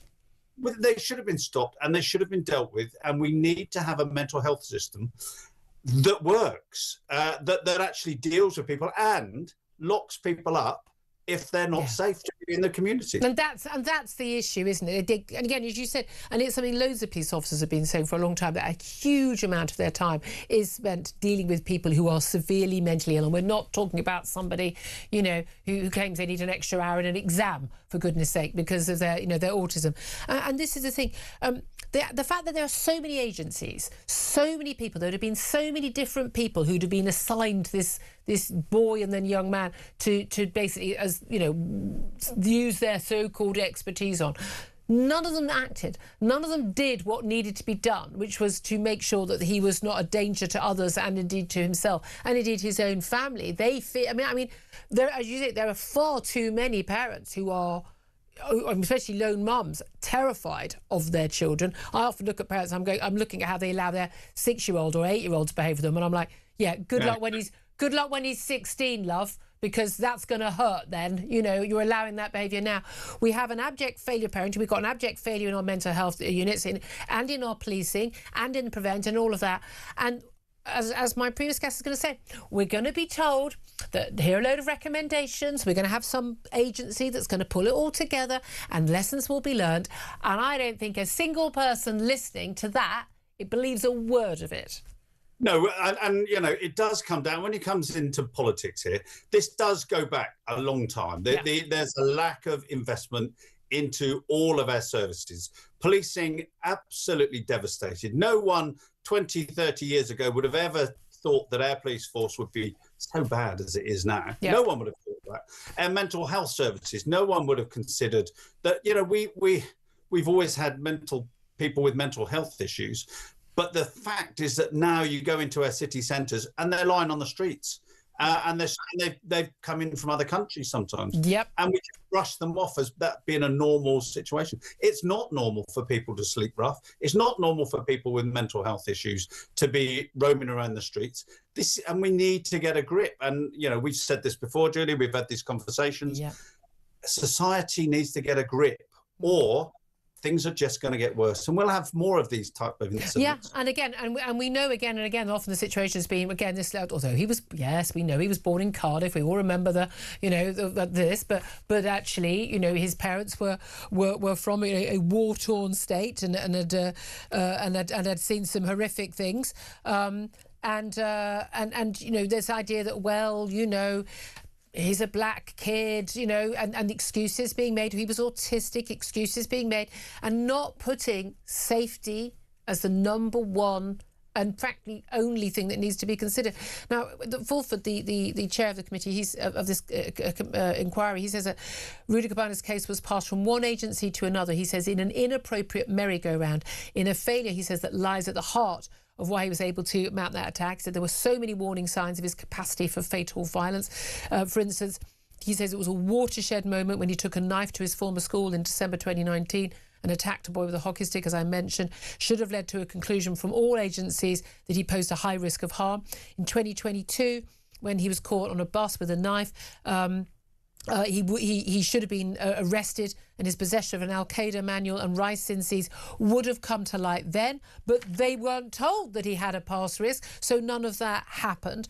I mean, it just goes on and on and on, all of the different failures. I mean, Joanne Hodson, his special education needs coordinator at the referral unit he was sent to, Acorns, after he had to be excluded for taking a knife into school 10 times, said she was very concerned about him and hoped they were going to get help by the family. But one by one, the agencies peeled away.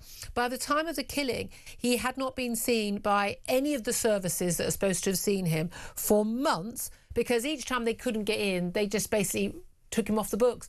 The fact that they couldn't enter the home, the fact that he wouldn't see them, that alone should have triggered action. In the same way, you remember, you know, baby P or whatever.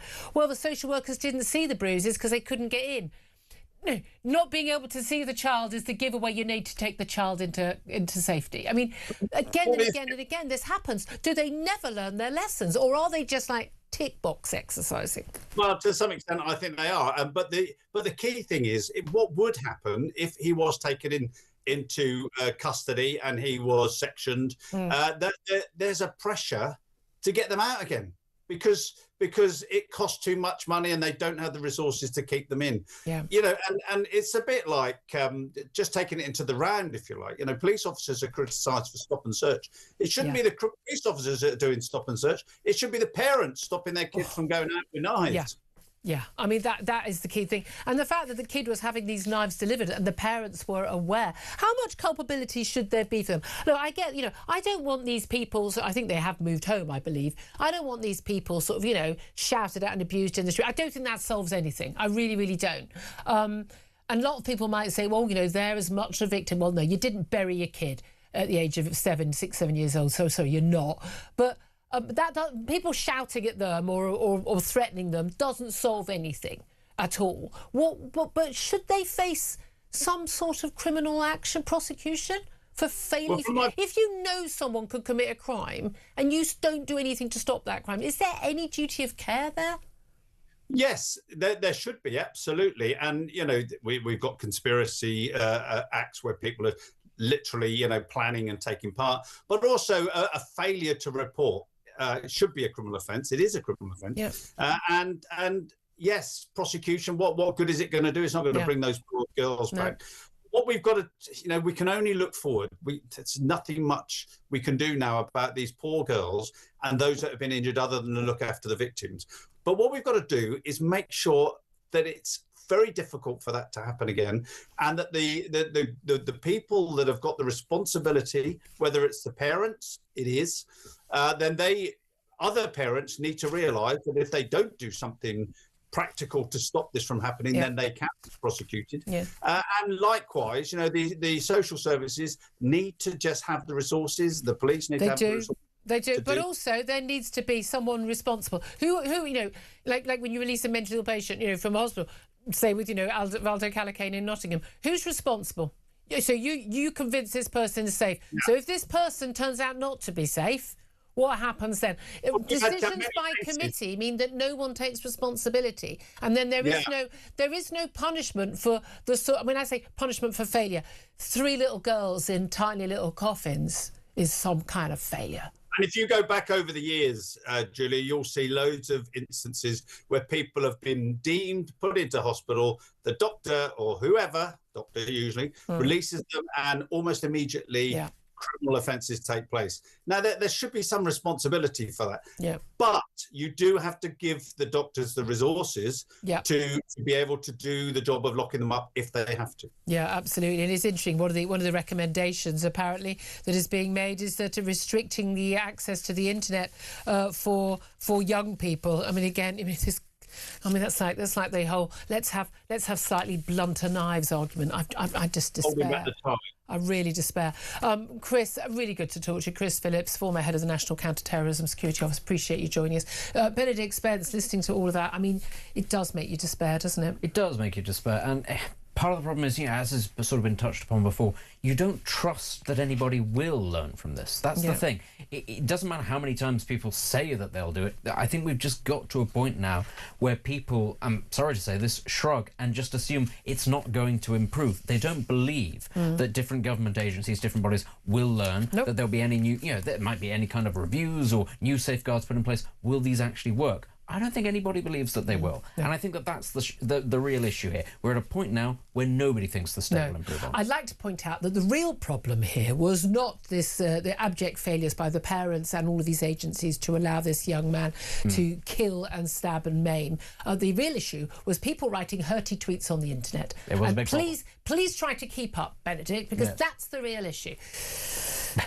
So do you know what? I've done this for a lot of years.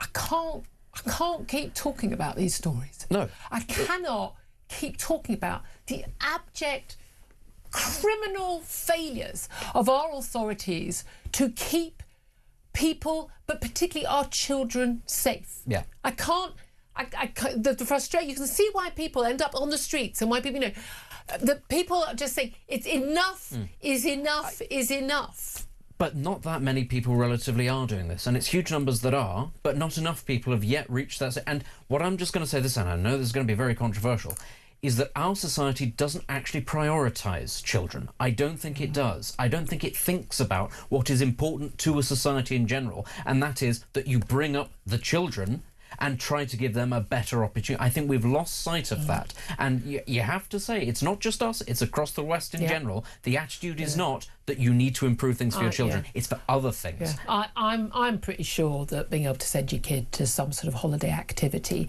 and have them come back alive, I'm going to go with that being a bare minimum expectation I have in this country. And if you can't deliver that as a country, you need to get the hell out of public life, because you are not doing your job properly. 12:41 is the time. This is Talk.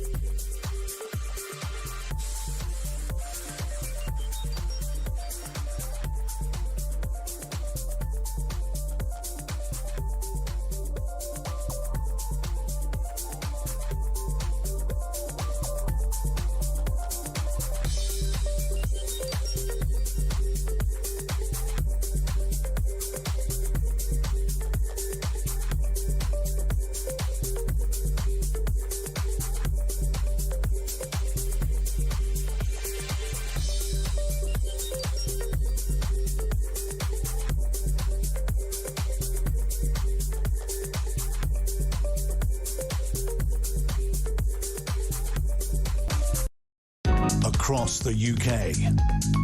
On DAB+, on YouTube, on your mobile, and on your side. This is Talk.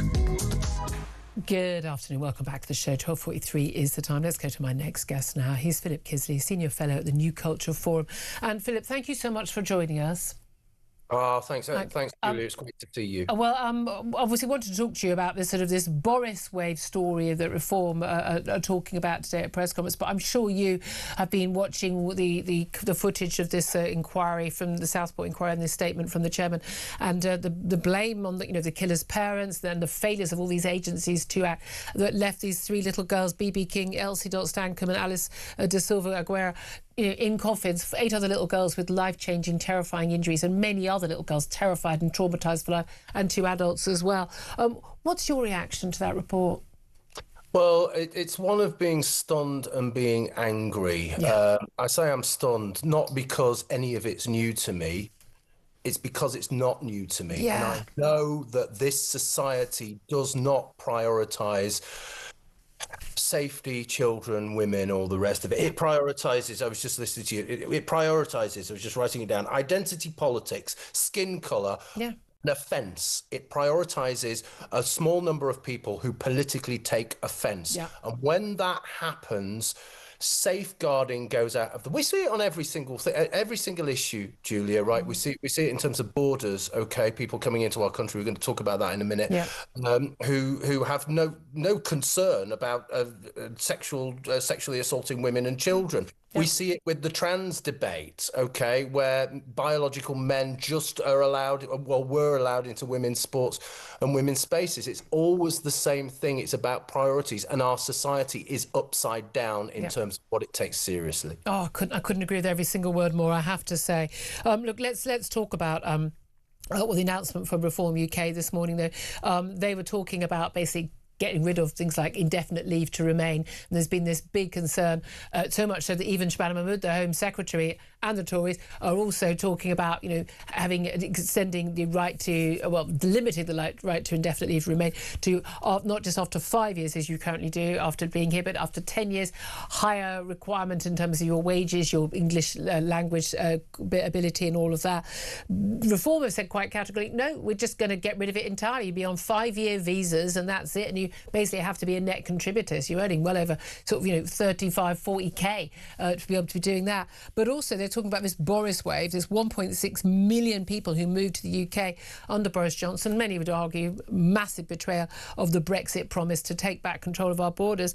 Between 21 and 24, we just saw this huge number of people, and they're saying that the cost of these people, if they were able to get indefinite leave to remain, and that's one of the big issues, would be effectively £20,000 to every British household. That's extraordinary, that sum. It's extraordinary, and speaking as a great British taxpayer, Julia, I can't afford it. I can't afford these. I'm sorry, I can't.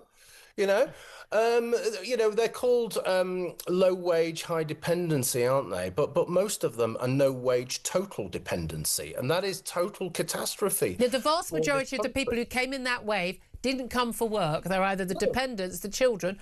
We have to provide schools for them, or they're the partners, or they're students who just stayed on. Yeah, and it isn't just financial, although that's obviously the most pressing thing in terms of if it's going to sink the ship, good ship Britannia. But it's also societal and cultural as well. And the last story that we've just been talking about absolutely illustrates that, doesn't it? What do you do if you have, 2020, as late as 2024, there was still the best part of 1 million migrants. Yeah. So nothing's changed. The numbers have come down a little bit from 22 and 23, but nothing's changed. There isn't a philosophical conceptual change in which that I would call it the biggest act of abuse perpetrated on the British public, which is mass immigration, the mass immigration experiment, which fundamentally has not worked. So Reform are saying, look, we're going to hold these people to account. We're going to hold Boris to account. And that's absolutely right. Now, the Tories are coming out and saying, oh, God, no, it's just theatrical. Don't do that. It'll cost some money. No, they're talking about Boris Johnson having been forced to actually testify. They want to accuse him effectively of gross negligence in office amounting to criminal conduct. I mean, I don't have a problem with that. No, I don't have a problem with that, and I would imagine the vast majority of the British people don't, because, as I say, this is the biggest act of abuse perpetrated on the British people. Mass immigration. We look at everything what's happening with it. You know, out of mass immigration comes Islamism. Out of mass immigration comes rocketing sexual abuse in the streets, and all the rest of it. You can name it all. Okay, but what needs to happen? We need to draw a line under it, and we need to say we are changing. The philosophy of this country is going to change. And the only way the victims can come to terms with that is if there is some kind of mechanism to find out what went wrong so we cannot do it again. Yeah. Okay? Well, the fact that, I mean, people... It's basic psychology. Yeah. I mean, people knew what they voted for 2016, and it wasn't like, oh, because we're all bigots. In 2016, the Brexit referendum, it was about taking back control, and it was about national sovereignty and democratic accountability. And we got that. And then for some reason, Boris Johnson, who said he'd get Brexit done, and he did, but he thought that, well, I wonder, did he even know it was going on? Was it the civil servants just handing out those visas and no one noticed? And apparently it became an absolute surprise to the Conservative government. They'd handed out all these visas. And that is just an extraordinary thing that could happen after the clear message that the British people had twice given to their political leaders. What do you make of the fact we've got local elections coming up? We've got, you say, Labour sort of trying to be all sort of, you know, all things to all men in terms of their red wall seats, but also their sort of Lib Dem, you know, side of voters as well, competing with the Greens, who are now second in the polls. And we've got Reform, the Tories now sort of competing who can be tougher. I'm all in favour of that. But the Greens, extraordinarily, their policy that had their launch at the end of last week for the local elections, they want an open border policy. So not only if you can get here, you can stay, and nudge, nudge, wink, wink, we'll put you in an asylum hotel, realistically, you'll never be deported. They're saying, no, you can come. You'll never be deported. That's literally the point. They will never be deported.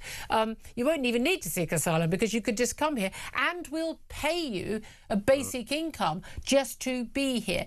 I mean, we would have about 4 million people turning up on the first Monday, wouldn't we? We would indeed, and of course, you know, there would be civil unrest, there would be riots in the street. It would be absolutely crazy, you know.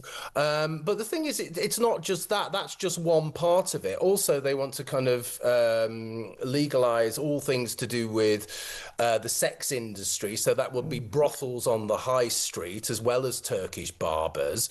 You know, they want to kind of really push their anti-Zionist, which really means anti-Semitic agenda as well. So this would be destroying British society. The fabric that weaves British society together would just be completely destroyed overnight.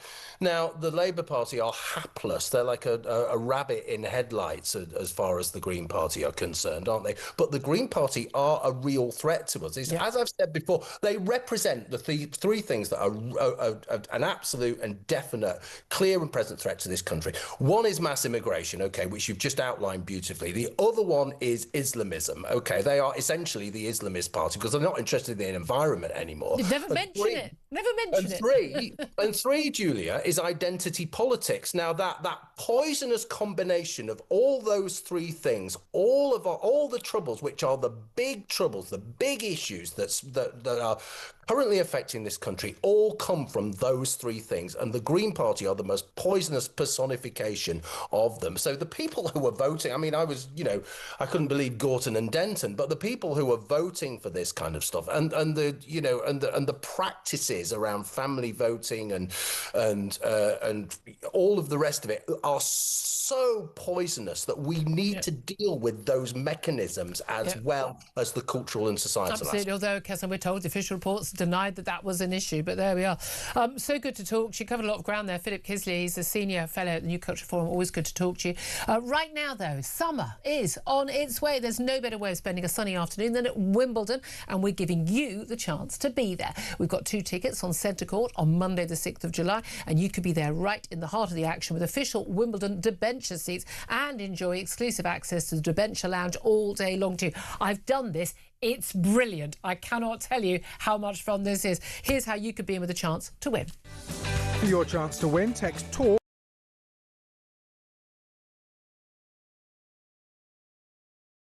Oh, I do apologise. I don't know what's quite happened there. Well, I don't think you are going to hear your chance to win. We're going to have to take a quick break and we'll come straight back and we'll get to your calls. This is Talk.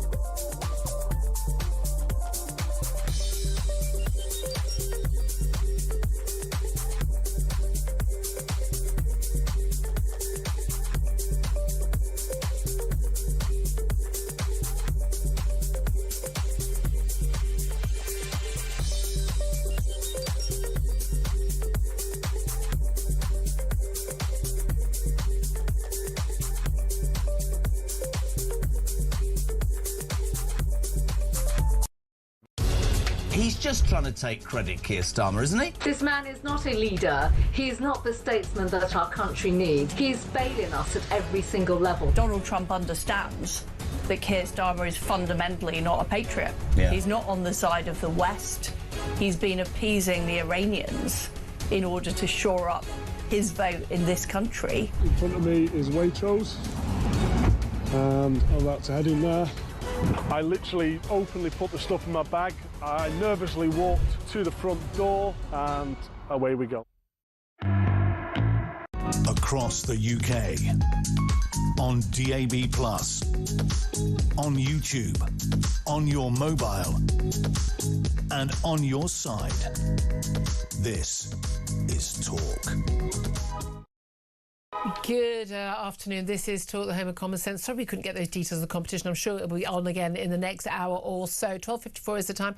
Benedict Spence, just a conversation with Philip Kisley. I mean, there's just no doubt at all that there is so much concern in this country about, you know, massive waves of immigration and how this changes things and you know and the cultural impacts of that. Yeah, and the thing is, we've been talking about this for so long. This is not a new thing, and it's just how many years? Shows, and we really are sort of splitting hairs over, well, we're going to reduce illegal immigration, we're going to try and find ways of doing that. And the reality is, as has been touched upon with the issue around indefinite leave to remain, the major issue facing this country is not, in fact, illegal immigration. It's legal migration. It's migration we've been told that we need and we should be embracing. And it's only now, sort of years after people initially were warned, that finally, dragging their feet, the major parties are all going, maybe not. And even then, they're not actually going to and reverse no one it. actually trusts them on it. No, indeed. Yeah. We had lots of calls about Brexit and about and I just do want to get to a final call though. Sorry, obviously with the details of that inquiry, we obviously want to talk in detail about that. But Joan is on the line. She's given us a call on 0344 499 1000 about that report this from the Southport inquiry. Joan, in Sunderland, what do you want to say? Well, I would like to see anyone involved in this named and shamed, and that includes the parents. Well, we know. We've seen them named and shamed. We know who they are, and they gave evidence at the inquiry. The chair has said, look, you know, he doesn't want people to vilify or target them, and I don't want that to happen either. That's, you know, but do you think they should face some sort of prosecution? Yes, but also I want justice to be colourblind. Yeah, I am fed up of colour and ethnicity becoming more important than the victims. I want to see justice served. Let it be across the board. It doesn't matter what colour, what gender, what ethnicity. If you have done something, you are punished for what you have done. And nobody should be hands off. Oh no, you might cause a riot, you might cause this because that one's coloured or that one belongs to a certain religion. That has to stop. I know, and it's absolute madness. I mean, and this keeps on happening. And again, it's people writing tweets about it, apparently is the problem. But there are 3 little girls lying in coffins underground right now in Southport, not because of someone writing a tweet or anything, but because a load of people whose job it was to stop people who were dangerous from killing people, they failed to do their job, and they all just wipe their hands, they all walk back, and they go home, they put dinner on the table for their kids, but the parents of those 3 little girls don't get to do that. No, exactly.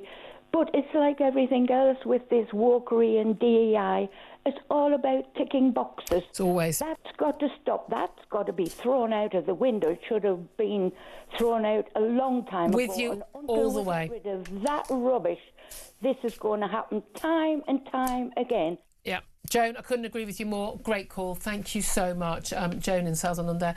Benedict Spence, I mean, yeah. Yeah, but when does it get thrown out of the window? We have to wait now. We have to wait until there is a general election and hope that whoever takes over from this government, that, you know, well, for a start, we have to hope that somebody does take over from this government and that it isn't simply a continuation of the one that we currently have. And then you have to hope that they actually have the numbers and the gumption to do it. And we're already seeing actually a lot of hesitancy about whether or not reform can actually get it done because of what they face. The blob. Absolutely.